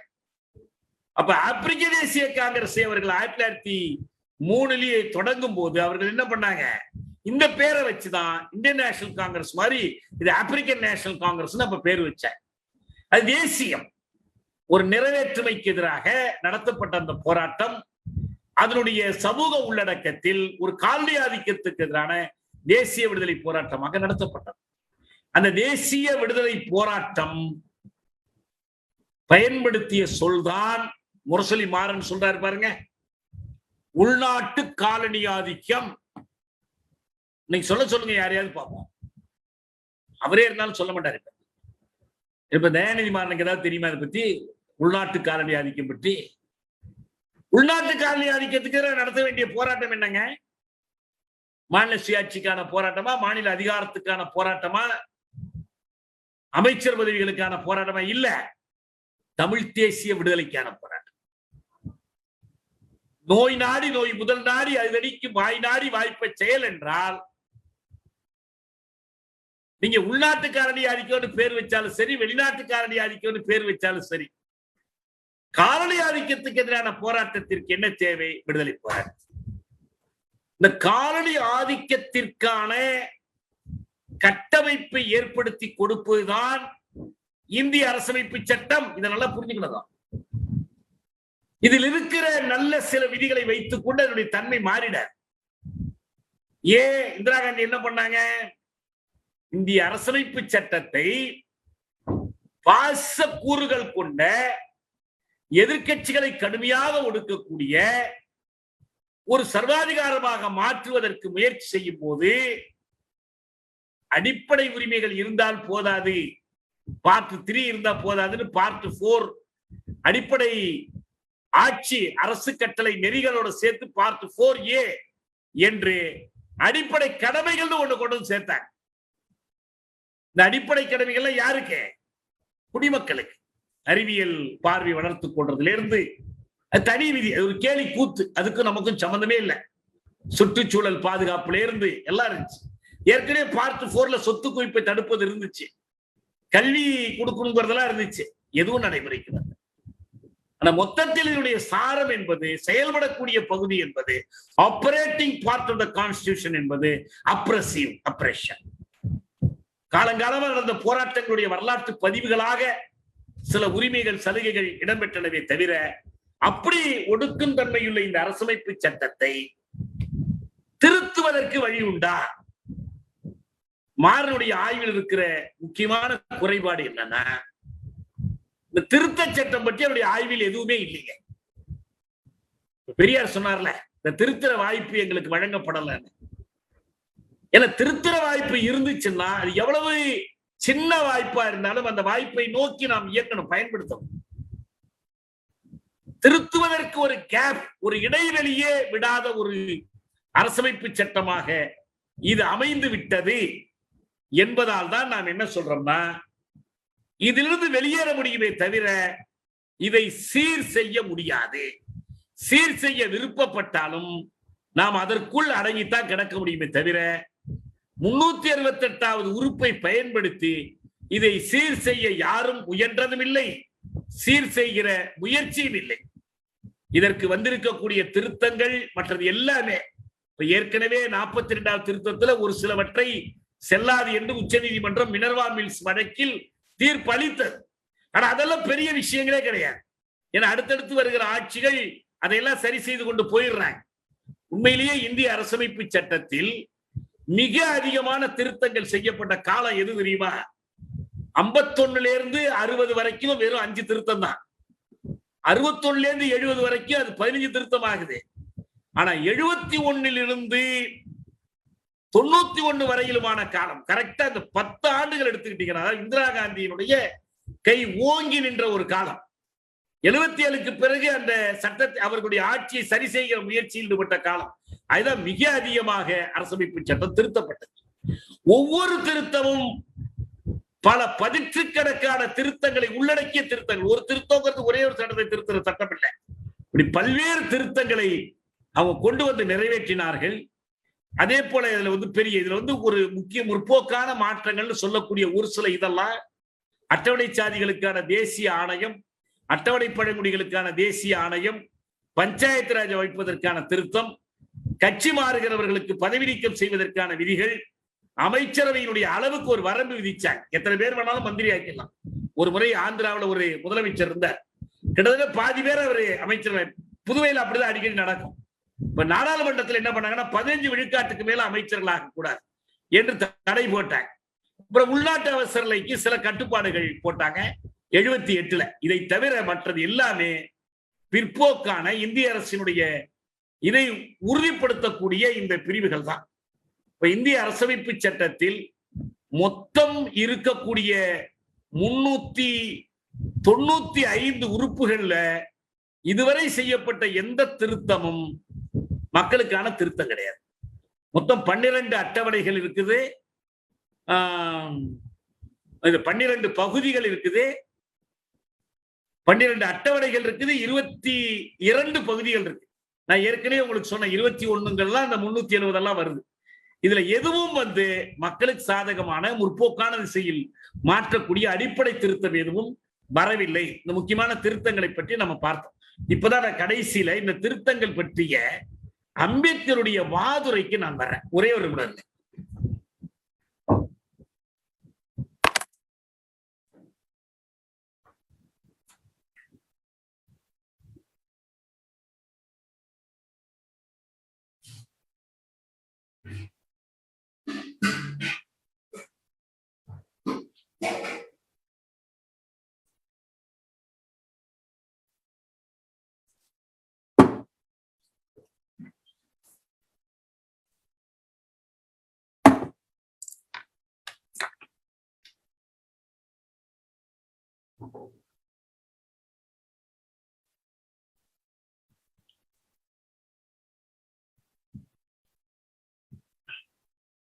அதாவது இந்த சட்டம், அரசமைப்பு சட்டத்தை திருத்துவது எளிதாக இருக்கணும் அப்படிங்கிற கருத்தும் இல்லை, இது ஒரு அடிப்படை சட்டம், அவ்வளவு சுலபத்துல திருத்திக் கொண்டே இருக்க முடியாது என்று ஒரு கருத்தும் அரசமைப்பு பேரவையில் கான்ஸ்டிடியூண்ட் அசம்பிளியில விவாதிக்கப்படுது. அப்ப ஒரு சில உறுப்பினர்கள் என்ன சொல்றாங்கன்னா, 10 ஆண்டுகளுக்கு, ஏன்னா இது சோதிக்கப்படாத ஒரு சட்டமா இருக்கு, இது 10 ஆண்டுகளுக்கு இப்படி வைத்துக் கொண்டு அதுக்கு பிறகு நம்ம மாற்றலாம், உறுதியாக்கலாம். ஏன்னா தேர்ந்தெடுக்கப்பட்ட உறுப்பினர்கள் கிடையாது இவங்கெல்லாம், ஏதோ மன்னராட்சியின் பிரதிநிதிகளாகவும் அரைகுறையான மறைமுக தேர்தலில் வந்தவர்களாக இருக்கிறதுனால அப்படி செய்யலாம் அப்படின்லாம் சொல்றாங்க.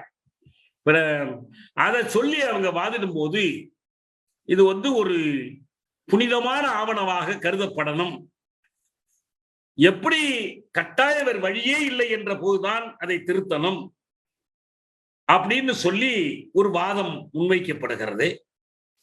திருத்துவதற்கு இதுல போதிய வாய்ப்புகள் இருக்கிறது, அதை பயன்படுத்திக் கொண்டால் போதும். என எதிர்காலத்தில் நாடாளுமன்றம் என்று வருகிற போது அந்த நாடாளுமன்றத்தில் கட்சி நலன்கள் பெரும்பான்மையானவர்கள் ஒரு கட்சியைச் சேர்ந்தவர்களாக இருப்பார்கள்.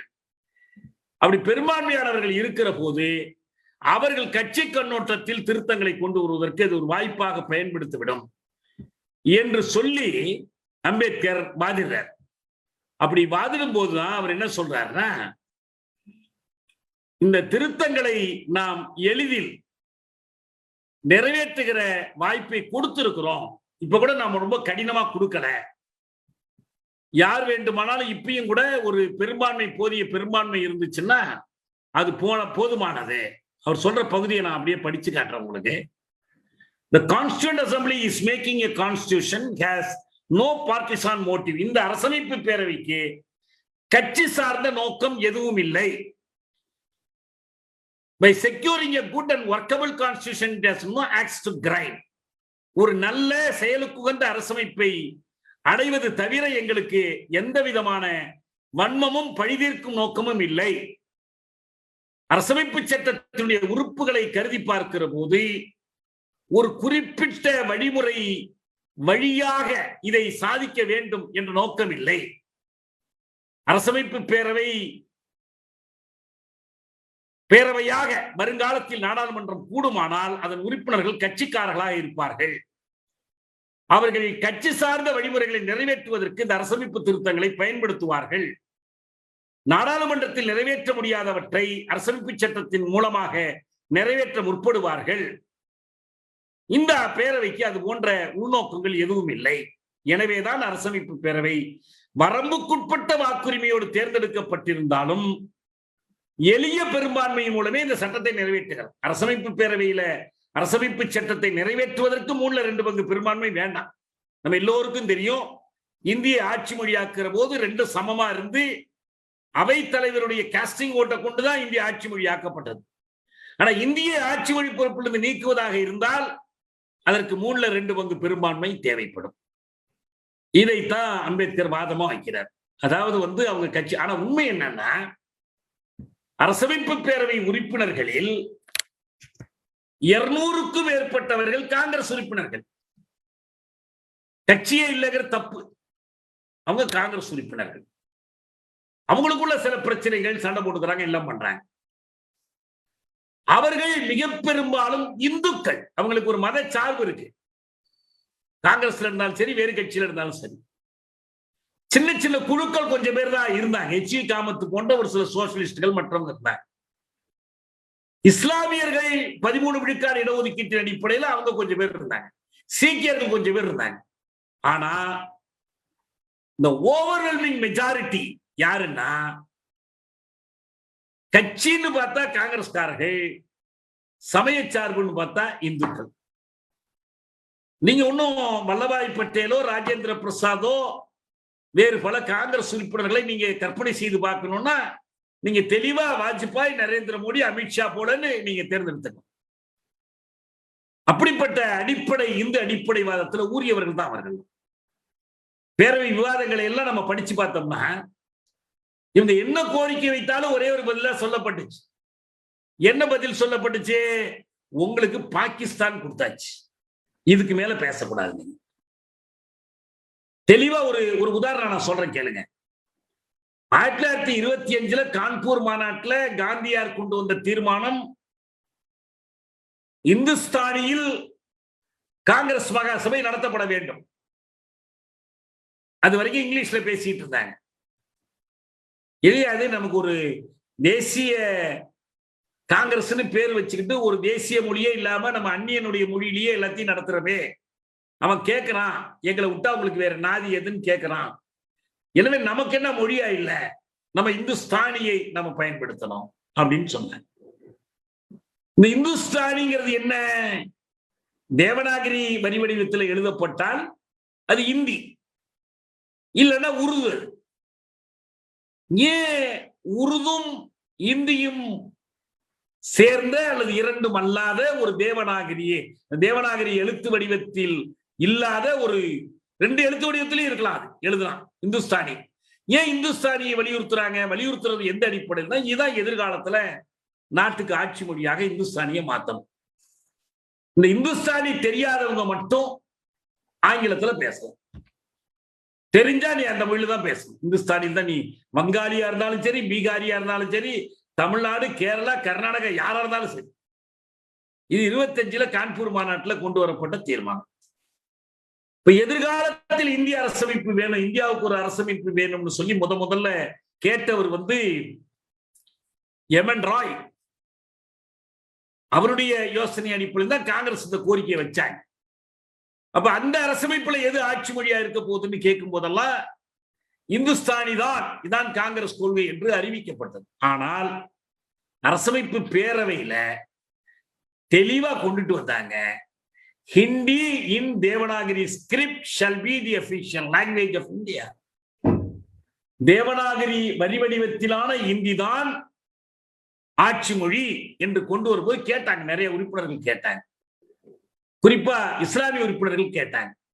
நீங்க அன்னைக்கு சொன்னீங்க இந்துஸ்தானின்னு சொன்னீங்க, ஆனா இப்ப இந்தின்னு சொல்றீங்க, அதுலயும் தேவநாகரி ஸ்கிரிப்ட்னு சொல்லிட்டீங்க, உருதுலையும் எழுத முடியாது அப்படின்னு சொல்லும் போது காங்கிரஸ் உறுப்பினர்கள், இந்து சார்பு உறுப்பினர்கள் அவங்களுக்கு சொன்ன பதில் என்னன்னா, அதெல்லாம் பாகிஸ்தான் கொடுக்கறதுக்கு முந்தி, இப்போ உங்களுக்குன்னு ஒரு பகுதி பிரிச்சு கொடுத்துட்டோம், பாகிஸ்தான் கேட்டீங்க கொடுத்தாச்சு, எனவே இதை பேசாது என்றுதான் நிலைப்பாடு எடுத்தாங்க.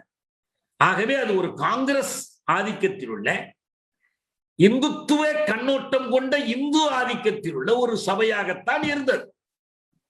நோ கிரைம் டு ஆக்ஸ், யாரையும் பழி வாங்கணும், பழி தீர்க்கணும் என்ற நோக்கம் இந்த சபைக்கு கிடையாது என்று அண்ணல் அம்பேத்கர் சொல்வதை பணிவோடு மறுக்கிறோம்.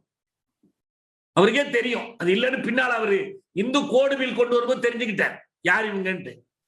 அப்ப அப்படி வாதிடுறார். அடுத்தது என்ன? இதில் கட்சி சார்ந்த நலன்கள் இல்ல, எல்லாருக்கும் பொதுவானவங்க தான் நாங்கெல்லாம் அப்படின்னு சொல்றாரு. மிக முக்கியமான ஒரு கேள்வி இருக்கு. என்ன கேள்வி? இந்தியா இந்துக்கள் முஸ்லிம்களின் நாடு என்ற பார்வையோடு தான் எல்லா கொள்கைகளும் வகுக்கப்பட்டன.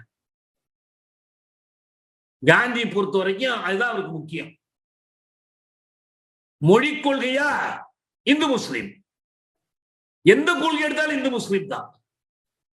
அதனுடைய தொடர்ச்சி பாகிஸ்தான் பிரிச்சா சரி, இங்க இருக்கிறவங்களை பாதுகாக்கணும். மசூதிகள் இருக்கிற இடத்துல அதை இடிச்சு கோயில் கட்டிடக்கூடாது. பாகிஸ்தானுக்கு ஒத்துக்கொண்ட இழப்பீட்டை கொண்டு போய் கொடுத்துட்டு வந்துடணும். இந்த நிலைப்பாடுகள் எடுத்து அவரு இந்துத்துவ வெறியர்களுடைய பகைமைக்கு ஆளாகிறார். ஆனா இந்த தேசிய ஒற்றுமை என்றாலே இந்து முஸ்லிம் ஒற்றுமை என்ற பார்வை என்ன பார்வையை அடிபட செய்து விட்டது? இது பல்வேறு தேசிய இனங்களை கொண்ட ஒரு நாடு, இந்த தேசிய இனங்களின் சமத்துவமும் ஒற்றுமையும் வேண்டும் என்ற பார்வையே இல்லை. காந்திக்கும் இல்ல, நேருக்கும் இல்ல, அன்னைக்கு இடதுசாரிகளுக்கும் இருந்துச்சுன்னு சொல்ல முடியாது. ஒப்புக்கு சொன்னாங்க, அவ்வளவுதான். தேசிய குடியரசு அமைக்கணுங்கிற அளவுக்கு எல்லாம் கூட பேசினாங்க. ஆனா அரசமைப்பு பேரவை விவாதங்கள்ல சோசியலிஸ்டுகளோ இடதுசாரிகளோ மற்றவர்களோ அந்த மாதிரிலாம் அணுகல. இந்த அம்பேத்கர் முன்வைக்கிற வாதம் இருக்கு பாருங்க, நோ ஆக்ஸ் டு கிரைண்ட், யாரையும் துன்புறுத்தணும் பழி வாங்கணுங்கிற தேவை எங்களுக்கு இல்லைன்னு. இல்லை, இருந்தது. இந்தியா மொத்தத்திற்கும் சிறுபான்மையாகி போன தேசிய இனங்களை பழிதீர்க்கும் திட்டம் இருந்தது. அரசமைப்பு பேரவையில் ஒரு உறுப்பினராக இருக்கிற டி கிருஷ்ணமாச்சாரி இந்தி திணிப்புக்கு எதிராக பேசுறார். என்ன காரணம் சொல்லி பேசுறார் தெரியுமா? ஏற்கனவே எங்க தமிழ்நாட்டில் பிரிவினை கோஷங்கள்லாம் கேட்குது, பேசிட்டு இருக்காங்க, ஆளுக்காலு ஒன்றுபட்ட இந்தியாவை எதிராலாம் பேசுறாங்க. இந்த நேரத்தில் நீங்க இந்திதான் வேணும்னு வலியுறுத்தினீங்கன்னா உங்களுக்கு இந்தியா வேணுமா ஹிந்தியா வேணுமான்னு முடிவு பண்ணீங்கன்னு கேட்டார் டிடிக்கு, முந்திரா ஊழல் டிடிக்கு. உங்களுக்கு எது வேணும்? இந்தியா இந்தி, இந்தி வேணுமா ஹிந்தி வேணும்? அப்ப அவர் இந்திக்கு பதிலாக எதுக்காக வாதிடுறாரு? இல்லையா, எங்க தமிழ் இருக்கு, இது வளமான மொழி, எங்களுக்கு ஆட்சி மொழியாகிற தகுதி இருக்கு என்று வாதிடுறாரு அவரு. கேரளாவிலிருந்து போனவங்க மலையாளத்துக்காக வாதிடல, வங்காளத்திலிருந்து போனவங்க வங்காளி மொழிக்காக வாதிடல. எல்லாரும் சேர்ந்து என்ன பண்றாங்க? இந்தி வேண்டாம் இங்கிலீஷை வச்சுக்கோன்னு வாதிடுற. ரெண்டும் அயல் மொழி தானே. அதுவும் மேல்தட்டு மக்களுக்கு சரி, ஆங்கிலம் அவங்களுக்கு சொந்த மொழி மாதிரி. அடித்தட்டு மக்களுக்கு, கல்வி வாசனை இல்லாத மக்களுக்கு, அரசமைப்பு பேரவையில் பிரதிநிதித்துவம் பெறாத உழைக்கும் மக்களுக்கு, கை நாட்டுகளாக இருக்கக்கூடிய மக்களுக்கு, அவங்கதான் ஓட்டுரிமையே கிடையாது, அவங்கதான் போயிருக்கவே முடியாது. அவங்க சார்பில் பேசுறதுக்கு, மொழிவழி தேசிய இனங்கள் சார்பில் பேசுறதுக்கு யாருமே இல்லை. அப்ப எப்படி அவங்களுக்கு ஆக்ஸ் டு கிரைண்ட், யாரை எதிர்த்தும் செயல்படுகிற நோக்கம் இல்லை என்று எப்படி அம்பேத்கர் சொல்ல முடியும்? அவங்க சார்பில் ஏதாவது அறிஞர்கள் வாதிட்டாங்களா? தமிழை வச்சுக்குவோம், இத்தனை மொழிகளை வச்சுக்குவோம். ஏன்னா சோவியத் யூனியன் பேர்ல இருந்து யூனியனை எடுத்துக்க முடிச்சு இல்ல. லெனின் 17 மொழிகளை ஆட்சி மொழிகளாக்கி, 17 மொழிகளை கல்வி மொழிகளாக்கி, 17 மொழிகளையும் தொடர்பு மொழிகளாக்கி, வரி வடிவம் பெறாத மொழிகளுக்கெல்லாம் வரி வடிவம் தேடி கொடுக்கிற பணியை செய்து கொண்டிருக்கிறார் சோவியத் ஒன்றியத்துல. எல்லா தேசிய இனங்களுக்கும் இடையிலே சமத்துவம், உரிமை, அனைவருக்குமான தேசிய விடுதலை உறுதி செய்திருக்கிறாரு. அதை பார்த்து கத்துக்க முடியாதா? இங்க பேச முடியாதா? அப்ப என்ன அர்த்தம்? அரசமைப்பை உருவாக்குகிற போதே இந்த அரசமைப்பு ஜனநாயகத்தன்மையற்றது என்பதற்கு அடிப்படை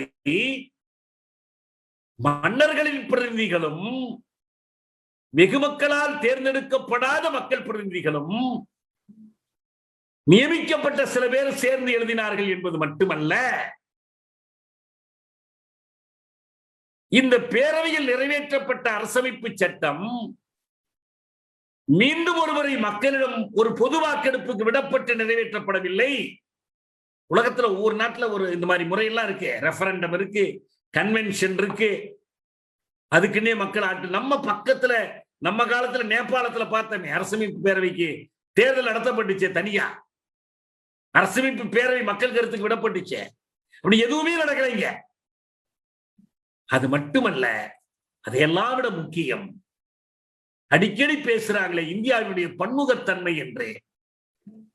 அது மத வழியிலான பன்முகத்தன்மை மட்டுமல்ல, சாதி வழியிலான பன்முகத்தன்மை மட்டுமல்ல, பண்பாட்டு வழியிலான பன்முகத்தன்மை மட்டுமல்ல, புவி அமைப்பு ரீதியான பன்முகத்தன்மை மட்டுமல்ல, தட்ப வெப்பநிலைகளிலான பன்முகத்தன்மை மட்டுமல்ல, மொழி வழி பன்முகத்தன்மை. மொழி வழி என்பது மட்டுமல்ல, ஏதோ இங்க ஒருத்தன் அங்க ஒருத்தன் பேசிட்டு இருக்கிற மொழியில் இல்ல, மொழி வழி தேசிய இனங்களின் பன்முகத்தன்மை. The multinational character of India. இதை அந்த அரசமைப்பு பேரவை பிரதிபலிக்கவும் இல்லை, அதை கணக்கில் எடுத்துக் கொள்ளவே இல்லை. அரசமைப்பு பேரவை விவாதங்கள்ல இப்படி ஒரு கருத்து முன்மொழியப்படவே இல்லைங்க. இந்த கருத்தை பேரவைக்கும் போகாம வெளியில் இருந்து கொண்டு பேசிக் கொண்டிருந்த ஒரே ஒருவர் நம்முடைய பெரியார் மட்டும்தான். அவர் தான் சொன்னார், தமிழர்களுக்கு சட்டம் இயற்ற நீங்கள் யாருங்கிற கேள்வியை அவர் கேட்டார். அவருக்கு விட யாரும் சொல்ல முடியல, விடை கிடைக்கவே இல்லை கடைசி வரைக்கும். இப்ப நம்ம தான் திரும்ப அந்த கேள்வியை கேட்டுட்டே இருக்கோம்.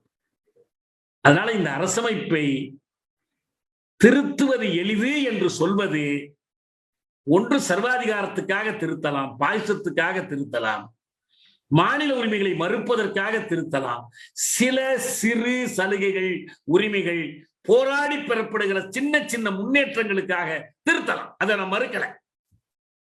ஆனால் எதற்காக திருத்த முடியாது?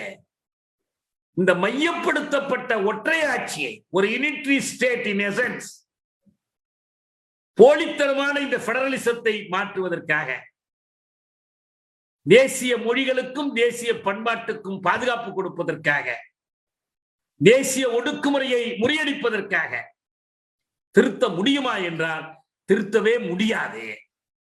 எளிதில் அல்ல, எவ்வளவு கடினமாக இருந்தாலும் திருத்த முடியாது. இதுக்கு அம்பேத்கர் எளிதுன்னு சொல்றது பூரா இதை கணக்கில் எடுத்துக் கொள்ளாததால் சொல்றேன். இந்த கணக்கில் எடுத்துக்கொண்டால் அவரால் சொல்லவே முடியாது. அவருக்கு அந்த மாதிரி ஒரு விழிப்பில்லை, விழிப்பூட்டுகிற முயற்சியும் அங்க யார்ட்டையும் இல்லை. நம்மளே கூட அன்னைக்கு இருந்தா சொல்லியிருப்போமோ இல்லையோ தெரியாது. ஆனா இப்ப சொல்றோம், நம்ம இந்த அனுபவங்களுக்கெல்லாம் பிறகு சொல்றோம். அரசமைப்பை திருத்தி நாங்க இறையாண்மை பெற்றுடுவோம், நாங்க இன்னொரு நாட்டுல இருக்கிறதெல்லாம் கொண்டு வந்து இங்க நுழைச்சிருவோம், அடியோடு மாத்திருவோம் அப்படின்னு ஒரு தனிநபர் சார்ந்தோ ஒரு கட்சி சார்ந்தோ சொல்லப்படுவது என்பது கேலி கூத்து. கடுமையா சொன்னா பித்தலாட்டம். வாய்ப்பே இல்லை. வரலாற்று பட்டறிவு நமக்கு முன்னால இருக்குது. நீங்க அப்புறம் இன்னொன்னு சொல்லலாமே, சட்டத்தை இவ்வளவு தூரம் திருத்துற நீங்க வைஸ்ராய் வேண்டான்னு ஒரு திருத்தம் கொண்டு வந்துருங்க, கவர்னர் பதவியை நீக்கிடுங்க கஷ்டப்படாம, குடியரசுத் தலைவர் பதவியை நீக்கிடுங்க. இதெல்லாம் நீக்கிட்டு அப்புறம் இந்தியாவாக நீங்க இருக்க முடியுமா? சுலமா ஒரு சட்ட திருத்தம் கொண்டு வந்து இந்தியாவிலேயும் தமிழ்நாட்டை பிரிச்சுட்டு போயிடுங்களேன். என்ன பெரிய நாடெல்லாம் தான் நல்லா இல்லைன்னு சொல்றாரு டாக்டர் ஐயா. சின்ன சின்ன நாடா இருந்தா வசதிக்கு வளர்ச்சியா இருக்கும், நாங்க ஒரு கியூபா மாதிரி இருந்துட்டு போறோம், தொந்தரவு பண்ணாதீங்க அப்படின்னு போயிடலாமே. அவ்வளவு எளிதல்ல. ஏனென்றால் அரசமைப்பு என்பது நிழல், சமூக அமைப்பு என்பதுதான் நிஜம். எப்படி இந்த சமூக அமைப்பு இருக்கிறதோ அந்த சமூக அமைப்பினுடைய ஒரு நிழல் வடிவம் தான் அது.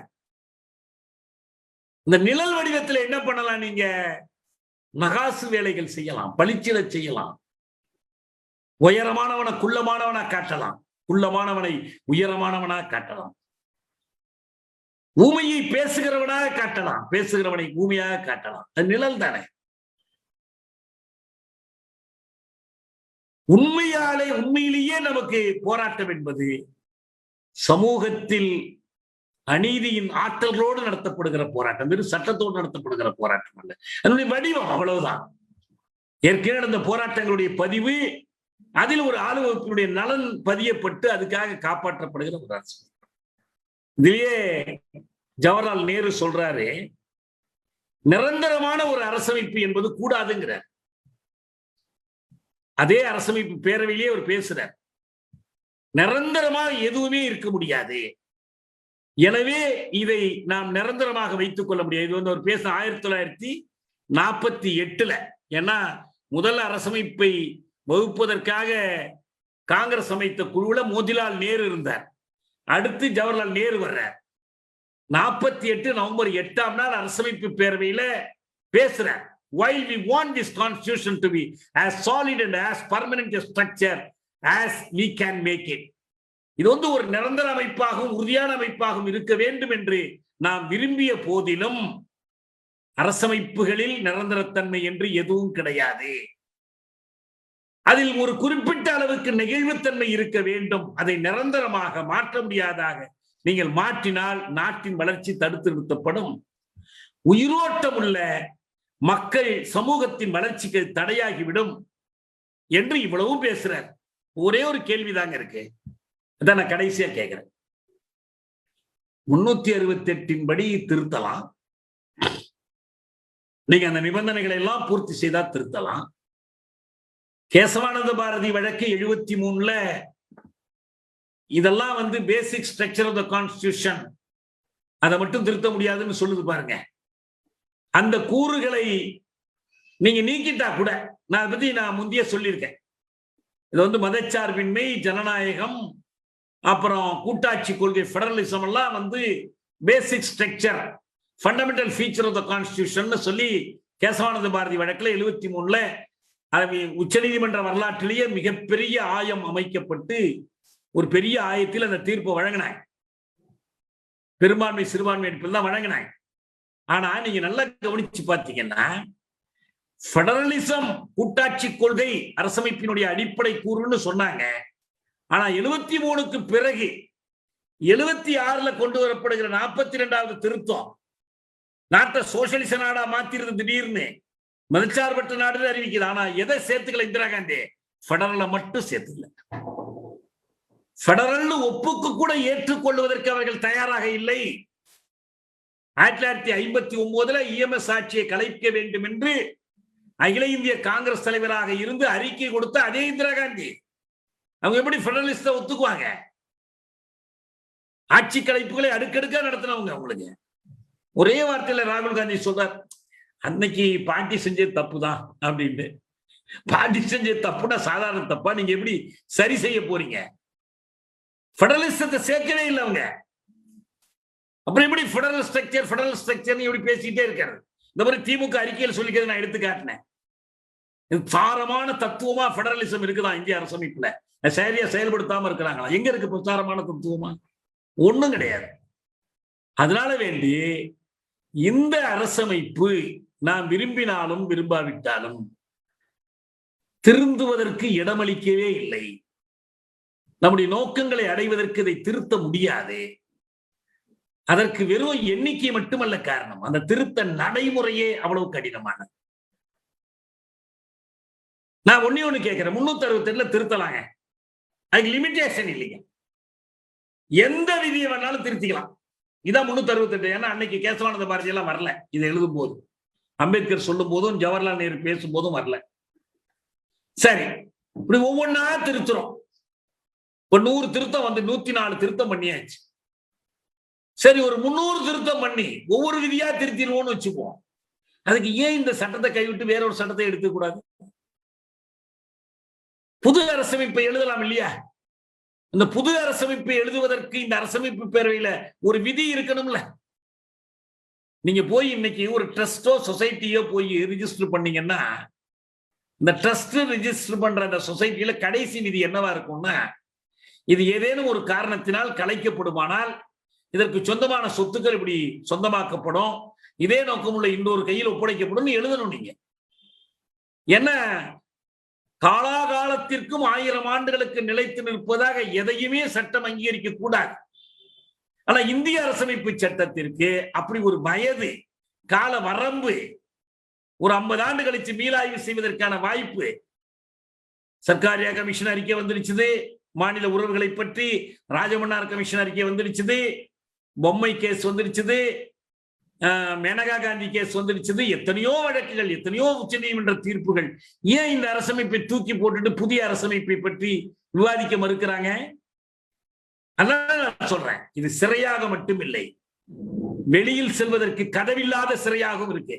ஏன்னா சிறைக்கு போறவனுக்கு ஒரு விடுதலை நாள் என்று கட்டையில அடிச்சு கொடுத்துருவாங்க, நம்பர் கட்டையில, இத்தனாம் தேதி நீ வெளியே போலான்னு. அது கூட இல்லை இதுல. அப்படி ஒரு மூடிய சிறையாக, கதவில்லாத சிறையாக இந்திய அரசமைப்பு இருக்கு. திருத்தவே முடியாது. எனவே இதை எளிதில் திருத்திக் கொள்ளலாம், சரி செய்து கொள்ளலாம் காலத்திற்கேற்ப என்ற வாதம் உண்மை அல்ல. அதுதான் நம்ம என்ன சொல்றோம்னா, நீங்க சும்மா ஒரு மாநில சட்டமன்றத்தில் நின்றுகிட்டு நான் முதலமைச்சர் ஆகிறேன், எம்எல்ஏ ஆகிறேன், நான் போய் எல்லாத்தையும் மாத்துறேன், திருத்துறேன், அதெல்லாம் ஒண்ணும் இல்லை. உங்களை எல்லாம் வைஸ்ராய்கள் அனுமதிக்க மாட்டார்கள். அதாவது ஆளுநர்கள், குடியரசுத் தலைவர்கள் அனுமதிக்க மாட்டாங்க. அதுக்கு அவங்க இருக்கிறாங்க, உங்களை அனுபவிச்சுட்டு வேடிக்கை பார்க்கறதுக்காக இருக்காங்க. அவங்க அப்படிலாம் பண்ண மாட்டாங்க. அதனால இந்த மாயைகள்ல இருந்து நம்ம மீளணும்.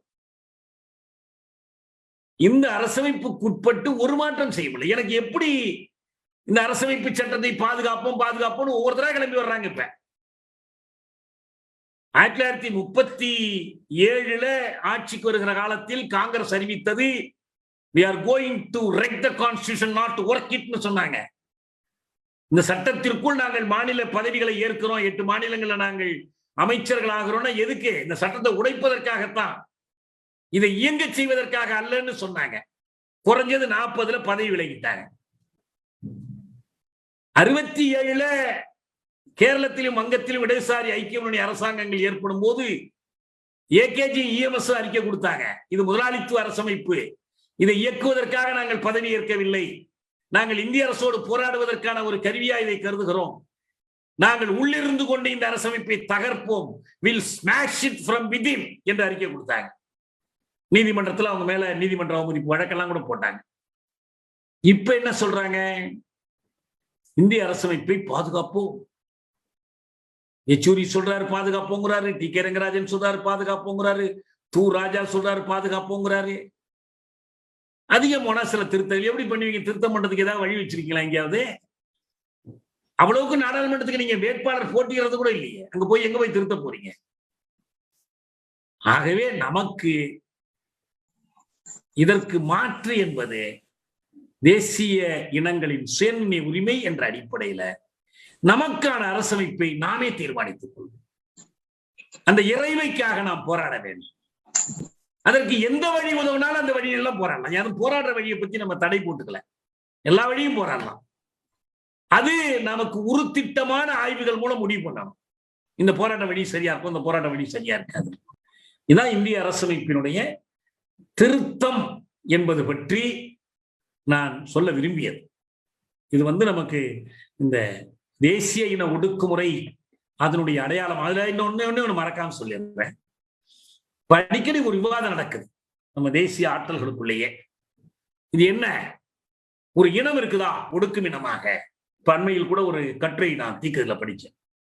பசோ புண்ணையா சொன்னாராம், இந்தியாவில் ஒடுக்கும் தேசிய இனம்னு ஒண்ணு இல்லை, எனவே இங்க தேசிய இனங்களையும் சுயநிர்ணய உரிமை வேண்டியில்ல, அது ஒற்றுமையை கெடுத்துரும், எனவே வேண்டாம்னு சொல்லி அவரு முன்னோடியா அன்னைக்கே சொன்னார்னு ஒருத்தர் கட்டுரை எழுதியிருந்தார்.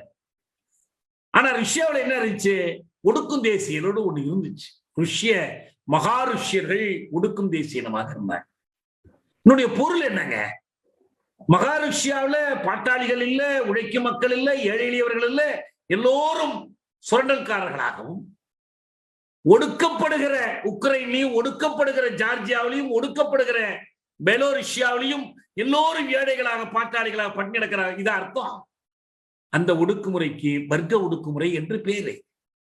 தேசிய ஒடுக்குமுறை என்பது மொழி வகையிலான ஒடுக்குமுறை, ஆட்சி புலம் வகையிலான ஒடுக்குமுறை, பண்பாட்டு வகையிலான ஒடுக்குமுறை, அதனோடு பொருளியல் வளர்ச்சிக்கான தடை. இதுதான் லெனின் சொன்னாரு. தேசிய இனங்களின் சுயநிர்ணய உரிமை பற்றி புத்தகத்திலேயே சொன்னாரு. ருஷ்யாவின் தனித்தன்மை என்னன்னு சொன்னா, ருஷ்யாவை காட்டிலும் எல்லையோரத்தில் இருக்கிற ஒடுக்கப்படும் தேசிய இனங்கள் அதிக வளர்ச்சி பெற்றுள்ளன சொன்னார். அதுக்கு வேற காரணிகள் இருக்கு ஏன் வளர்ச்சி பெற்றாங்கிறதுக்கு. இப்ப பீகாரை காட்டிலும் தமிழகம் வளர்ச்சி பெற்றுள்ளது. ஆனால் பீகாரிகளுக்கு இந்தி போதும், நமக்கு இந்தி போதாது. 17வது பகுதி மொழி ஒடுக்குமுறை என்றால் தேசிய ஒடுக்குமுறை ஒரு அடையாளம் இல்லையா? நம்முடைய ஆட்சி புலத்துக்கு பாதுகாப்பு இல்லைன்னா அது ஒடுக்குமுறை இல்லையா? அவங்க ரொம்ப ஏழைகள், ரொம்ப கஷ்டப்படுறாங்க, வேலை வாய்ப்பு இல்லை, தொழில் வளர்ச்சி இல்லை, ஊர் ஊரா பெயர்ந்து போய் உழைத்துக் கொண்டிருக்கிறாங்க. ஆனா ஒரே ஒரு வாய்ப்பு அவங்களுக்கு நமக்கு என்ன வித்தியாசம் இருக்குதுன்னா, நாம் தாய்மொழியும் ஒரு அயல் மொழியும் படிக்கணும்னா, நாம் தாய்மொழியும் இந்தியும் படிக்கணும்னா அதுக்கு இந்தி நமக்கு திணிக்கப்படுதுன்னு அர்த்தம். நம்ம தாய்மொழி இல்லைன்னு அர்த்தம். அவங்களுக்கு தாய்மொழியே இல்லை. இது அவர்களுக்கு சலுகை கொடுக்கிறது, கூடுதல் வாய்ப்பை வழங்குகிறது. அல்லது அந்த மொழியை பயன்படுத்தக்கூடியவர்கள் யாரா இருந்தாலும் சரி, அது மார்வாரிகள், குஜராத்திகள், யாரா இருந்தாலும் சரி, அவங்களுக்கு ஒரு வாய்ப்பை கொடுக்குது. இதைத்தான் நம்ம சொல்றோம், அவர்களை முதல் தர குடிமக்கள் ஆக்கிடுது. என்று அன்னைக்கு மொழி சிக்கல்ல சொன்ன, ராணுவத்துக்கு போனா எந்த மொழியில கட்டளை போடுவீங்க? என் தமிழ்ல கட்டளை போட்டா என்ன கட்டு போடும்? இந்தியில கட்டளை போட்டாதான் கட்டளை கீழ்ப்படிவாங்களா? ஏன் இப்ப பிரிவு மெட்ராஸ் டிவிஷன் தனியா வச்சிருக்கிறீங்க, சீக்கிய பிரிவுன்னு தனியா எதுக்கு வச்சிருக்கிறீங்க? எல்லாம் கலந்து வச்சுக்க வேண்டியதானே? வச்சுக்க முடியல. அதனால அதெல்லாம் வாதம் இல்லை. அப்ப இது இந்திக்காரர்களுக்கு, அவங்க யார் தங்களை இந்திக்காரர்களை கருதி கொள்றார்களோ, இந்திங்கிறது ஒரு பெரிய அவங்க காட்டுற அளவுக்கு பெரிய மொழி அல்ல. ஆனா இந்திக்கு ஆதரவாக இருக்கிற பகுதி என்பது கிட்டத்தட்ட பாதி பேர் நாடாளுமன்றத்தில் இந்திக்கு ஆதரவா இருக்காங்க. நரேந்திர மோடி இந்திக்காரர் இல்லையில, குஜராத்தி தானே. இந்தியாவின் அடையாளமாக இந்தியை மாற்றுவோம்னு சொல்ற அமித்ஷா இந்திக்காரர் இல்லையே. இந்தியத்தான் நாட்டுக்கு தேசிய மொழி, ஆட்சி மொழி ஆக்க வேண்டும் என்று கருதிய அம்பேத்கர் மராத்தியர் தானே, அவர் ஒன்றும் இந்திக்காரர் இல்லையே. ஆனா இந்தி என்பது அவர்களுக்கு இந்தியாவுக்கான இந்திய கட்டமைப்பை விரும்பக்கூடிய சமூக ஆற்றலுக்கு வசதியா இருக்கு. எனவே இது மொழி வழி தேசிய ஒடுக்குமுறையாக இருக்கு. ஆனா அது மட்டுமாக இல்லை. இப்ப நான் சொன்ன இந்த அரசமைப்பு சட்ட காரணிகள் எதை காட்டுதுன்னா, இது ஒரு ஸ்ட்ரக்சுரல் ஆபரேஷனாகவும் இருக்கு, கட்டமைப்பியல் ஒடுக்குமுறையாகவும் இருக்கு. கடவுள் ஒரு நாள் இந்தியா என்ற ஒரு நாட்டை படைப்போம் என்று முடிவு செய்து அதுல இன்னென்ன கூறுகளை எல்லாம் சேர்த்துக்கலாம்னு கொண்டு வந்து சேர்க்கல. வரலாற்று வழியில் எப்படி வந்திருக்குதுன்னா, தேசிய ஒடுக்குமுறையாகவும் கட்டமைப்பியல் ஒடுக்குமுறையாக வந்திருக்கு. சுரண்டப்படுகிற வர்க்கங்கள் மீதான ஒடுக்குமுறை இது, சிறுபான்மை சமயத்தவர் மீதான ஒடுக்குமுறை இது, ஒடுக்கப்பட்ட சாதிகள் மீதான ஒடுக்குமுறை இது, சமூக ஒடுக்குமுறை இது, தேசிய இனங்கள் மீதான ஒடுக்குமுறையாக இருக்கு. இந்த ஒடுக்குமுறைக்கான தீர்வு எதன் வழியாக கிடைக்குதுன்னா, தேசிய விடுதலையின் வழியாக கிடைக்குது. அதனால்தான் நம்ம தேசிய விடுதலை நாடு. ஏன்? அதிகாரத்துக்கு கீழே வேற எதுவுமே நம்முடைய மக்களுக்கு விடிவு தராதுன்னு அம்பேத்கர் சொன்னார். அந்த அதிகாரத்தை இந்திய அளவில் பெற முடியாது, அதுக்கு அவருடைய பட்டறிவே சான்று. அந்த அதிகாரத்திற்காகவே தேசிய விடுதலை நமக்கு தேவைப்படுகிறது. நம்ம போன முறை ஒரு டெல்டும் டேயினுடைய நூல் பற்றி நான் சொன்னேன். ரிபப்ளிக் ஆஃப் காஸ்ட் என்றே எழுதுறார். சாதி குடியரசாக இந்திய குடியரசு இருக்கு. அரசமைப்பு தொடங்கும் போதே இவ்வளவு குறைகளோடு இருந்துச்சு. அது வளர வளர இப்படி குறைகள் பெருகிக் கொண்டே போகுது. நான் அந்த புத்தகத்தை தோழர்கள் வாங்கி தர்றேன்னு இருக்காங்க. கனிமா அடுத்த வகுப்புக்குள்ள வந்துட்டா கூட நான் படிச்சிருவேன். நம்ம என்ன சொல்ல விரும்புறோம்னா, இதுக்கு தீர்வை சொல்லுங்க. இவ்வளவு குறை இருக்கு, படுமோசமா இருக்கு, என்ன தீர்வு, என்ன அரசியல் வழி, அடுத்த வழி என்ன, அடுத்த படி என்ன? நான் உடனடியான படிகளை பத்தி பேசல. ஒரு வரலாற்று வழியில் நாம் அடுத்து எந்த கட்டத்திற்குள் நுழைய வேண்டியவர்களாக இருக்கிறோம். நம்முடைய மக்கள் ஒன்றை நம்மால் மெய்ப்பிக்க முடியும். என்ன மெய்ப்பிக்க முடியும்னா, தேசியம் இல்லாமல் சமூக நீதி இல்லை. ஒரு தேசம் அடிமைப்பட்டிருக்கிற போது அந்த தேசத்தின் ஒரு பகுதியை அடிமை முறையிலிருந்து மீட்க முடியாது. தேசியமும் சமூக நீதியும் இடையுறவு கொண்டுள்ளன. ரொம்ப வெளிப்படையா சொல்றதா இருந்தா, இறைமை பெற்ற தமிழகத்தால் மட்டுமே சாதியை ஒழிக்க முடியும். இப்ப நம்ம செய்கிற முயற்சி எல்லாம் சின்ன சின்ன சீர்திருத்தங்கள், மாற்றங்கள், இறுதியாக தகர்க்கப்பட வேண்டிய அமைப்பு பற்றிய ஒரு கல்வியை கொடுக்கிற முயற்சிகள் தான் இதெல்லாம். இப்ப நமக்கு விடுதலை பெற்ற தமிழ்நாட்டில் மட்டும்தான் சாதியை இறுதியாகவும் உறுதியாகவும் ஒழிக்க முடியும் என்பதை மெய்ப்பித்து விட்டால், தமிழ் மக்களை இதற்காக திரட்டுவது என்பது அதுதான், அதிலிருந்து ஆரம்பிக்கும். அதுதான் அடிப்படை. ரொம்ப எளிது. அதுக்கு பிறகு அந்த புரிதல் இன்னும் தமிழ் மக்களுக்கு வரல, வர செய்யணும். இன்னொரு பக்கம் தமிழை நேசிப்பவர்கள், தமிழுக்காக உறக்க குரல் கொடுப்பவர்கள், மாதாடுகிறவர்கள் மட்டுமல்ல, போராடுகிறவர்கள், வாயாடுகிறவர்கள் மட்டுமல்ல, வழக்காடுகிறவர்கள் மட்டுமல்ல, வீதியில் நின்று போராட துணிந்தவர்கள், அதற்காக ஈகம் செய்ய துணிந்தவர்கள், அவர்கள் கற்றுக்கொள்ள வேண்டிய முதல் பாடம் என்னன்னா, சாதிய ஒடுக்குமுறை என்பது இந்தியாவோடு தொடர்புடையது. சாதிய ஒடுக்குமுறைக்கு எதிராக போராடாமல் தமிழ் தேசிய ஐக்கியம், தமிழ் தேசிய மீட்சி சாத்தியமில்லை. இந்த இடையுறவை சரியாக புரிந்து கொள்வதுதான் நாம் இந்த வகுப்பில் வலியுறுத்தக்கூடிய கருத்து. இனி ஒரு தமிழ்நாடு என்பது இந்த 2 அடிப்படைகள் மீது போராடுகிற தமிழ்நாடாக இருக்க வேண்டும் என்று நாம் கருதுகிறோம். நாம அடுத்தடுத்த வகுப்புகளில் தொடரலாம்.